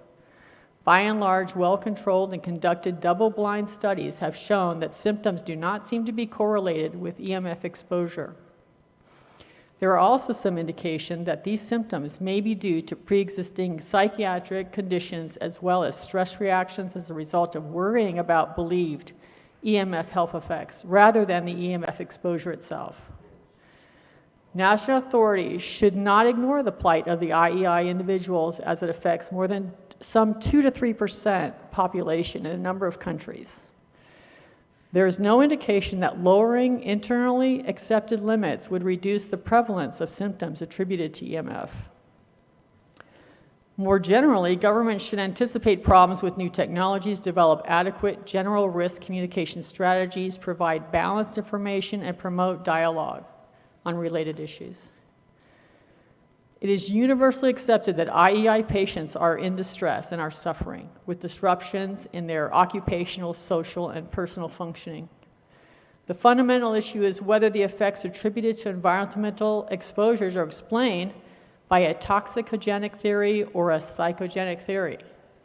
So in Table 1 of this report, factors in the psychogenic theory of IEI include 1, reinforcement by media, support groups, and the internet. Number 2, bias to equate symptoms with disease. 3, vigilance for environmental triggers, perceived or real. And 4, suggestibility. So preliminary clinical evidence suggests that some IEI patients improve when their psychiatric disorders are addressed, and that there are reversibility of triggered responses, despite the continued exposure to agents formerly considered by the patient to be toxic. Most IEI patients believe that psychological factors do not explain their symptoms. When beliefs are held with such firm conviction that they are closed to alternative explanations, and all experiences are attributed to environmental intolerance, life is organized around the illness, and the prognosis for change is poor. So I wanted to share that with you to say that there is no causal link between the RF frequencies that come from your smart meter attributing direct cause to the symptoms. Now, they're continuing to do the research, and we should definitely follow that research, but so far, there has been no conclusive evidence as such. So the International Agency for the Research on Cancer classifies agents in groups. So radiofrequency electromagnetic fields are classified in group 2B. This includes radiofrequency electromagnetic fields from wireless phones. So group 2B means that this agent is possibly carcinogenic to humans. I have 3 more minutes. So the group 2B means that the agent is possibly carcinogenic to humans. This category is used for agents for which there is limited evidence of carcinogenicity in humans and less than sufficient evidence of carcinogenicity in experimental animals. So versus 2A, which is an agent with probable carcinogenic to humans. So we have a possible versus probable. So it's in the possible category. So there's weak correlation. Yeah,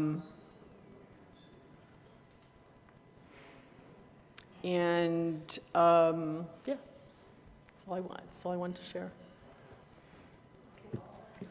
Thank you. Okay.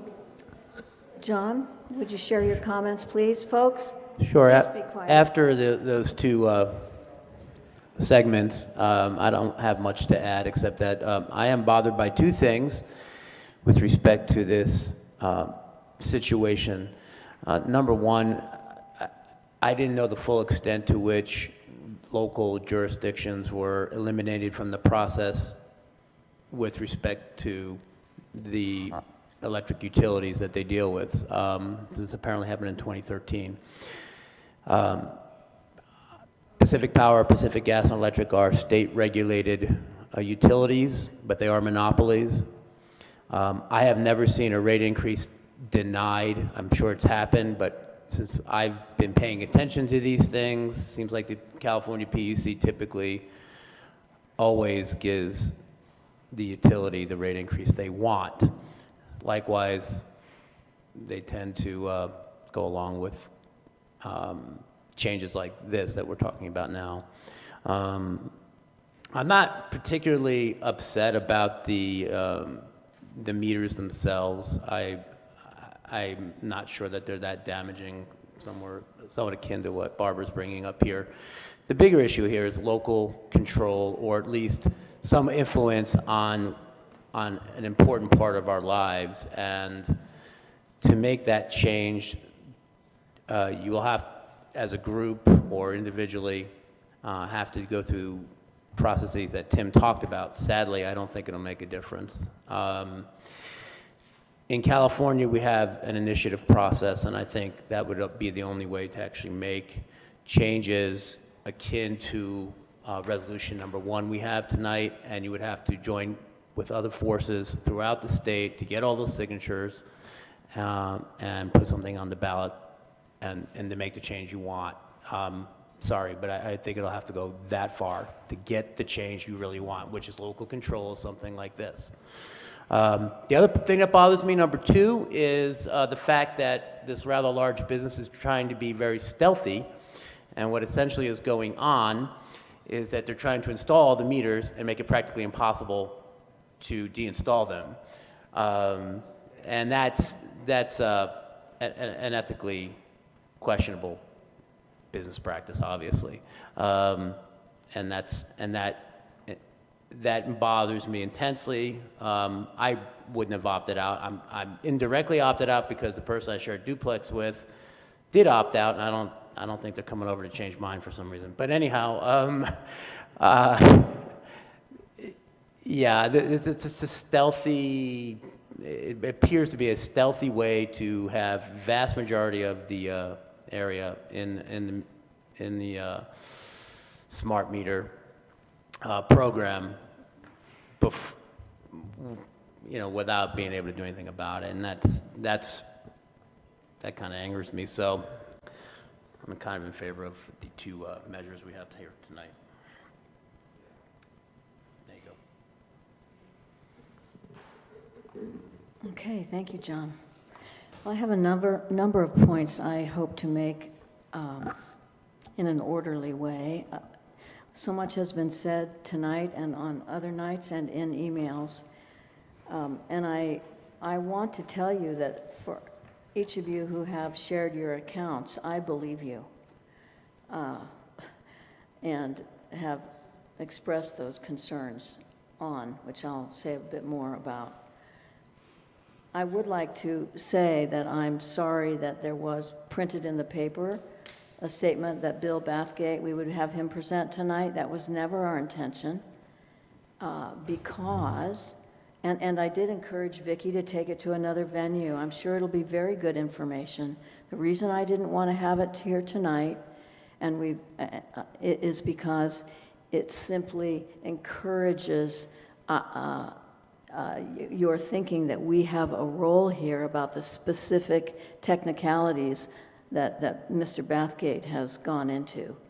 And I don't want to encourage that kind of hope. It's outside of anything we have any jurisdiction over. So I want to again encourage Vicki to find another venue for Mr. Bathgate to present. I'm sure it'll be very interesting information. And I'm sorry that it was printed in the paper otherwise, because it was never our intention, and we never hinted at that.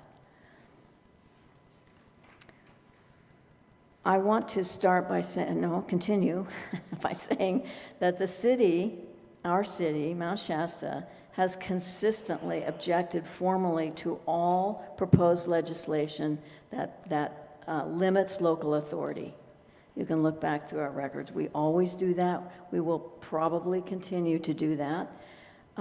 We are strong members of the League of California Cities who have been very successful successful to some degree with pushing back on the corporate efforts to take away that local authority. The difference here is that this is way after the fact. We are often asked to take a position prior to any legislation having happened. And like I said, we always object to it. This is different in that this is way late in the game. I want to clarify that with you. apparently, many of you feel like the city hasn't done enough to certainly appease your fears or stand up for you. I'm very happy to see that a few of you have taken your arguments directly to those who have authority to do something about it. And Councilmember Stearns has already covered that. A few of you have gone to huge efforts to summarize complaints and to outline your concerns and some suggested actions the CPUC could take, if not Pacific Power or Pacific Corp.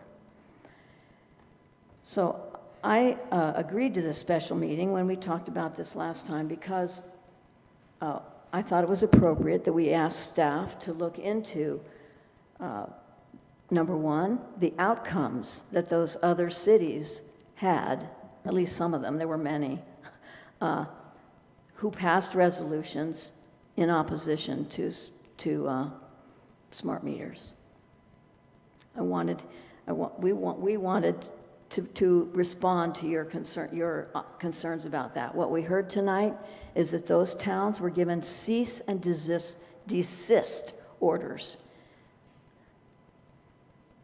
Though it may have felt good to those council members who were supporting their constituency, the effort was essentially fruitless.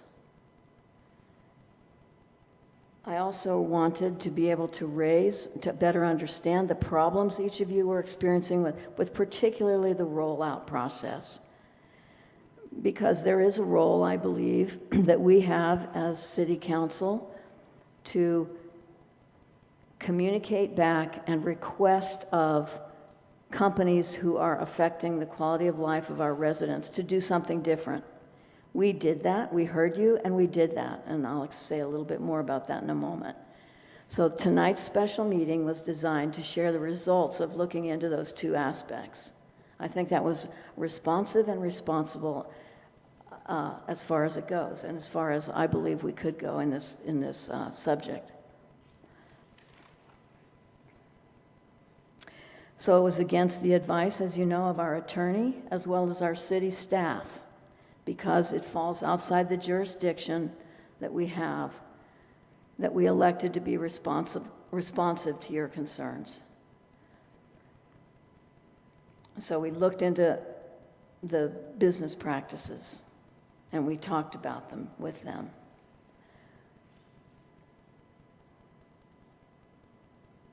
So again, I think it's appropriate for us to inquire and ask for improvements regarding business practices affecting all of us. Beyond that, it's clearly outside the city's jurisdiction. I've spent my entire life in public service. I don't know how I've stood it. I've been with the Forest Service my whole career, and now city government with a time in between on volunteering for a variety of things. And if you had spent that kind of time in that position, I know that you would have more sensitivity to the areas that each organization has some influence over and that which we don't. I've told a couple people tonight that I think the situation of the rollout has been, in most cases, horrific, the things I've heard about. I've also heard Pacific Power tell me that they've checked into specific incidences and their records don't corroborate. So, you know, I did check into it. I don't know what to say other than to say we did have different perspectives here. I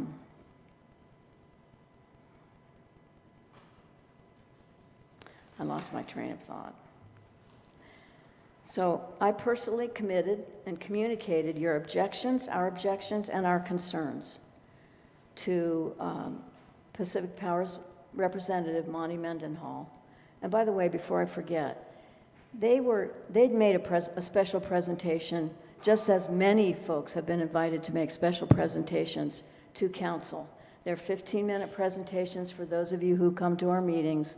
There's a opportunity within a 15-minute period for council members to ask questions, but it's never been for any special presentation an opportunity for back and forth between the community and the presenter. In the case when they came before us a few months ago and made their presentation, we made no exceptions to that. It's not as if we wanted to keep information from you about smart meters. We simply followed the same procedure we always have about special presentations. So I personally communicated every single one of the concerns that I shared with you at that meeting with Pacific Power's representative, and asked them to look into it, especially the concerns we had about the deployment of the smart meters. He agreed to look into them, and the letter that is in the staff report was their response. I asked him to appear tonight, and he declined, saying that it's too late in the process, and he didn't think that there was anything he could say that would change minds, which is probably true. I wasn't thrilled about that. I have a way of liking to face those who oppose my perspective, and I think it's a position that can build credibility, if not understanding. But that's that company's choice, and I told them I accept it for what it is. I talked with him later this week while I was camping. He did offer, I told him I wasn't crazy about the language in the letter that talks about the confusion over the opt-out and notification process. I told him I didn't like it, and he said he tried to get corporate to reword that, and he was not successful.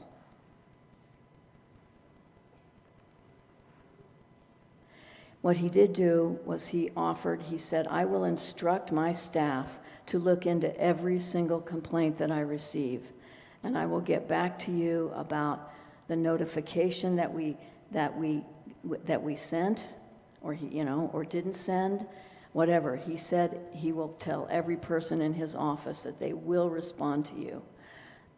That's the most I could, and it was an offer that he made in sincerity.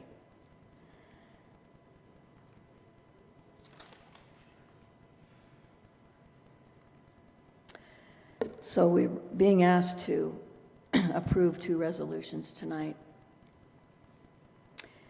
And I've waffled back and forth during tonight's presentations thinking about it, because the urge is to want to support the very sincere and viable concerns that we have.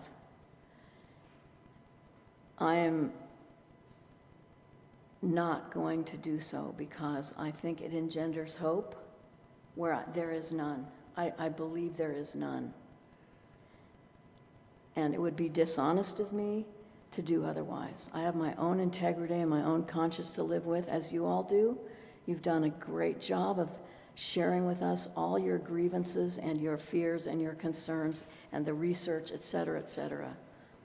And I've tried to be as honest with you in my response as possible, knowing the agency's limits to authorities. I think it would be disingenuous of me to say to support the resolutions that have been proposed, because I think, as Councilmember Stearns pointed out, there's little hope, given that we have been so long in the rollout of these smart meters, particularly.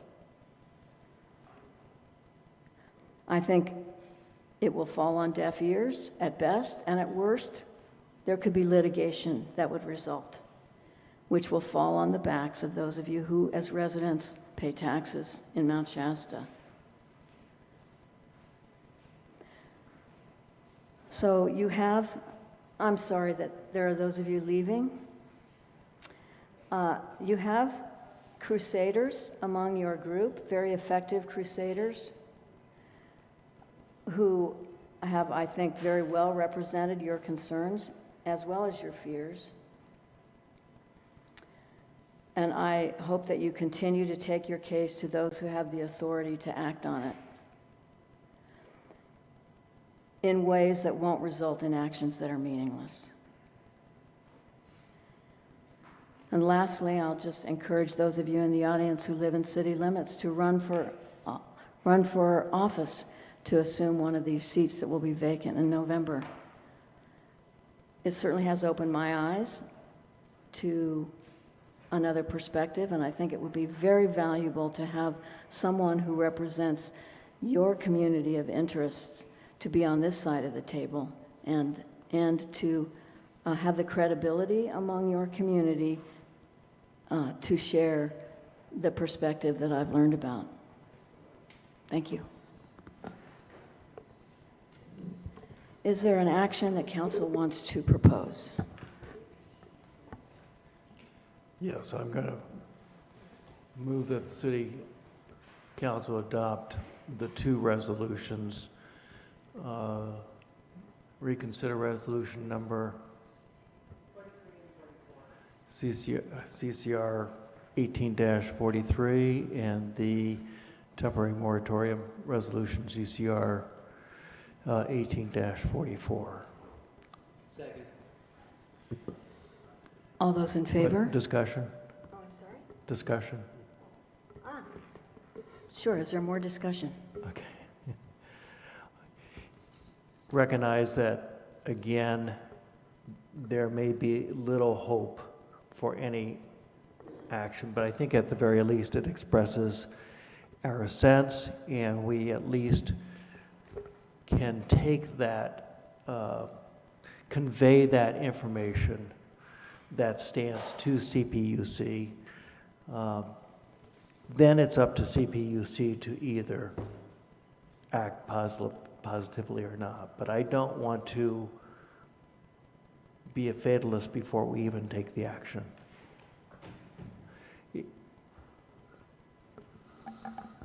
Yeah, and with respect to the first resolution, that's a large issue, and it's a statement on the part of the council, should we pass this, regarding local control.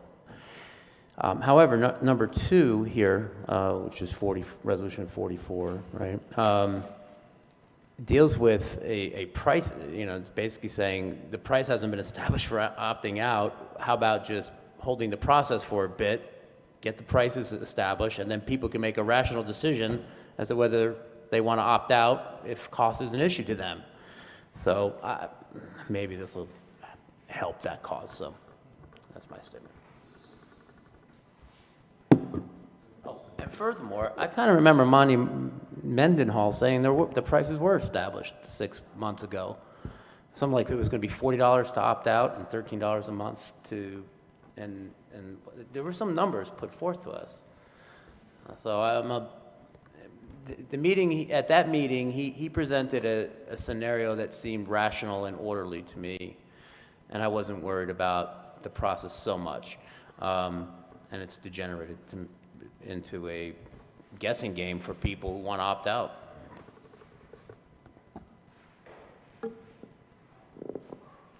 I just want to thank you, Kathy, for doing all that you could as far as your relationships with Mr. Mendenhall and your, what I think was comprehensive effort to try to get some resolution and some cooperation. I trust that you did all that you could. I think that you listened really well, and you probably did cover all the concerns of the citizens. I trust that you did that. So I really appreciate your devoted efforts to this community, especially as mayor.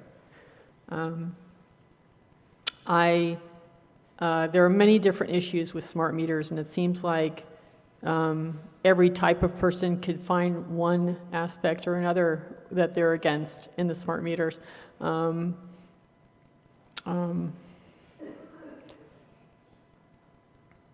yes, I disagree that I agree that the installation has been horrific, and yet I do believe that any motions that we take will not be effective. I'm pretty convinced of that. And as far as the science, I do want people to understand, if they could get past their fears, their health fears, their safety fears, their privacy fears. It's really important to understand really what the science is behind it so that you can address those fears that you have.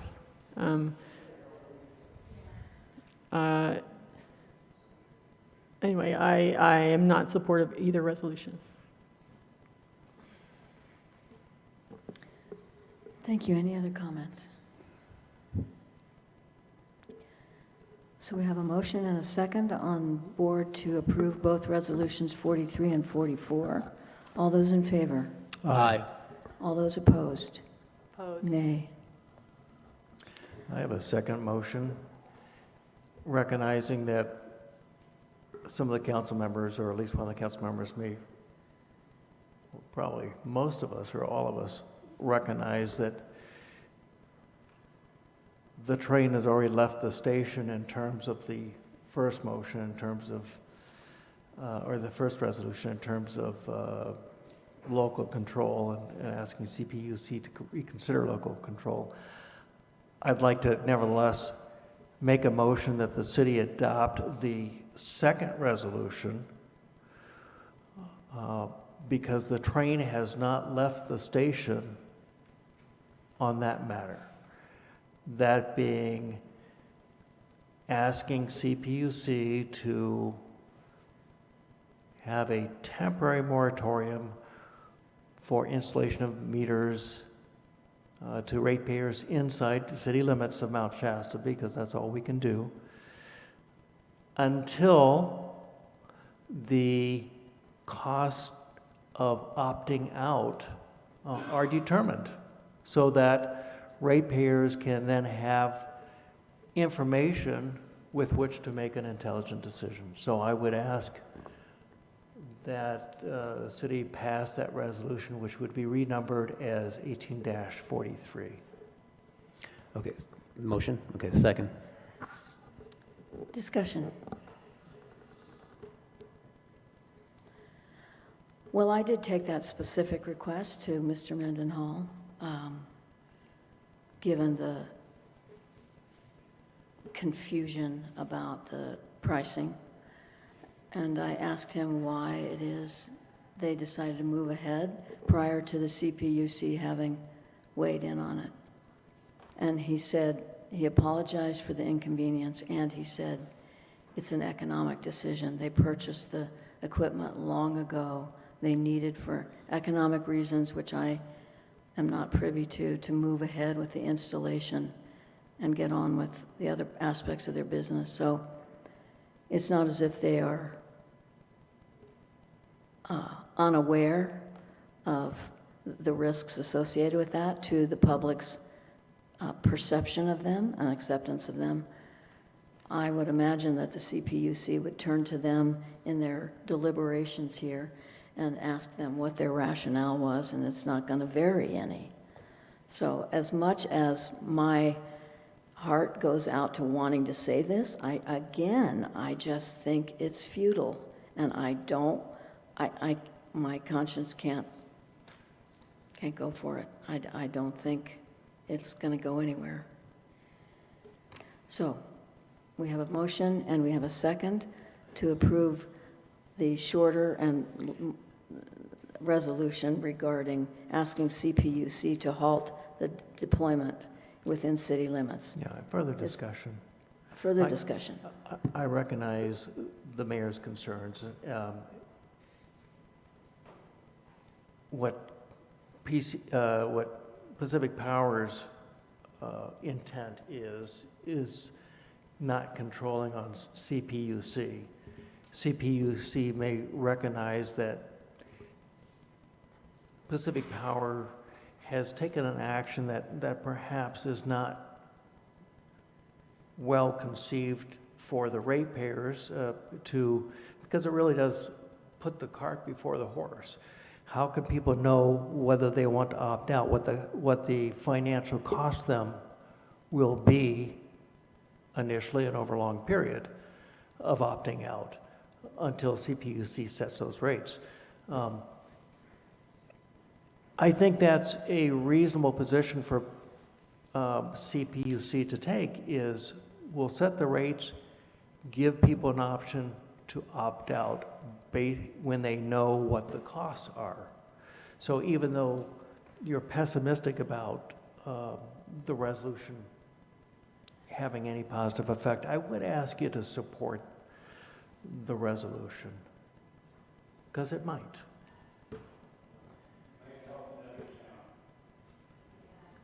Other comments? Does anybody know about the process with respect to the opt-out program? This isn't the first city that's had smart meters installed. I'd hate to think that the power company, in this case, PP&L, in an effort to, this is conjecture, to limit the amount of people not in the program, decided to just install the meters and worry about pricing later. And then the pricing comes out, and it affects people's thinking, and it's too late, and they don't want to. I've never quite seen anything like this, actually. The pricing not being established for you have two options: either go with the program or not. And I thought the pricing was established. I really did, and that's what's so upsetting. So I've actually, and I'm in private business, and I have been forever. And I just signed a deal with somebody here up in Wairika, and she wanted to know what the pricing was going to be. I said, well, it's going to be $40 to $50 a week. Oh, great, I'll sign up with you. I said, well, no, you have to sign this, do all this paperwork, and I'll tell you about the price later. She probably wouldn't have signed it. So it's the same type of thing. And so I think we should send a letter. This is what this is basically requesting of staff, to send a letter with a recommendation to the, there's no harm in doing that, and hopefully it'll make a difference. Anything else? No, thank you, thank you. Sorry, Tara. I know it's a frustrating process. Okay, so we have a motion, and we have a second, and we have some good arguments having been made. I'll call for the vote. All those in favor of the second resolution? Aye. Aye. All those opposed? Opposed. Motion passes. Okay, thank you very much. And the meeting is adjourned. For those who are here, recognize this is not the last step. Please take the additional steps that I made comment about. Thank you. Meeting is adjourned.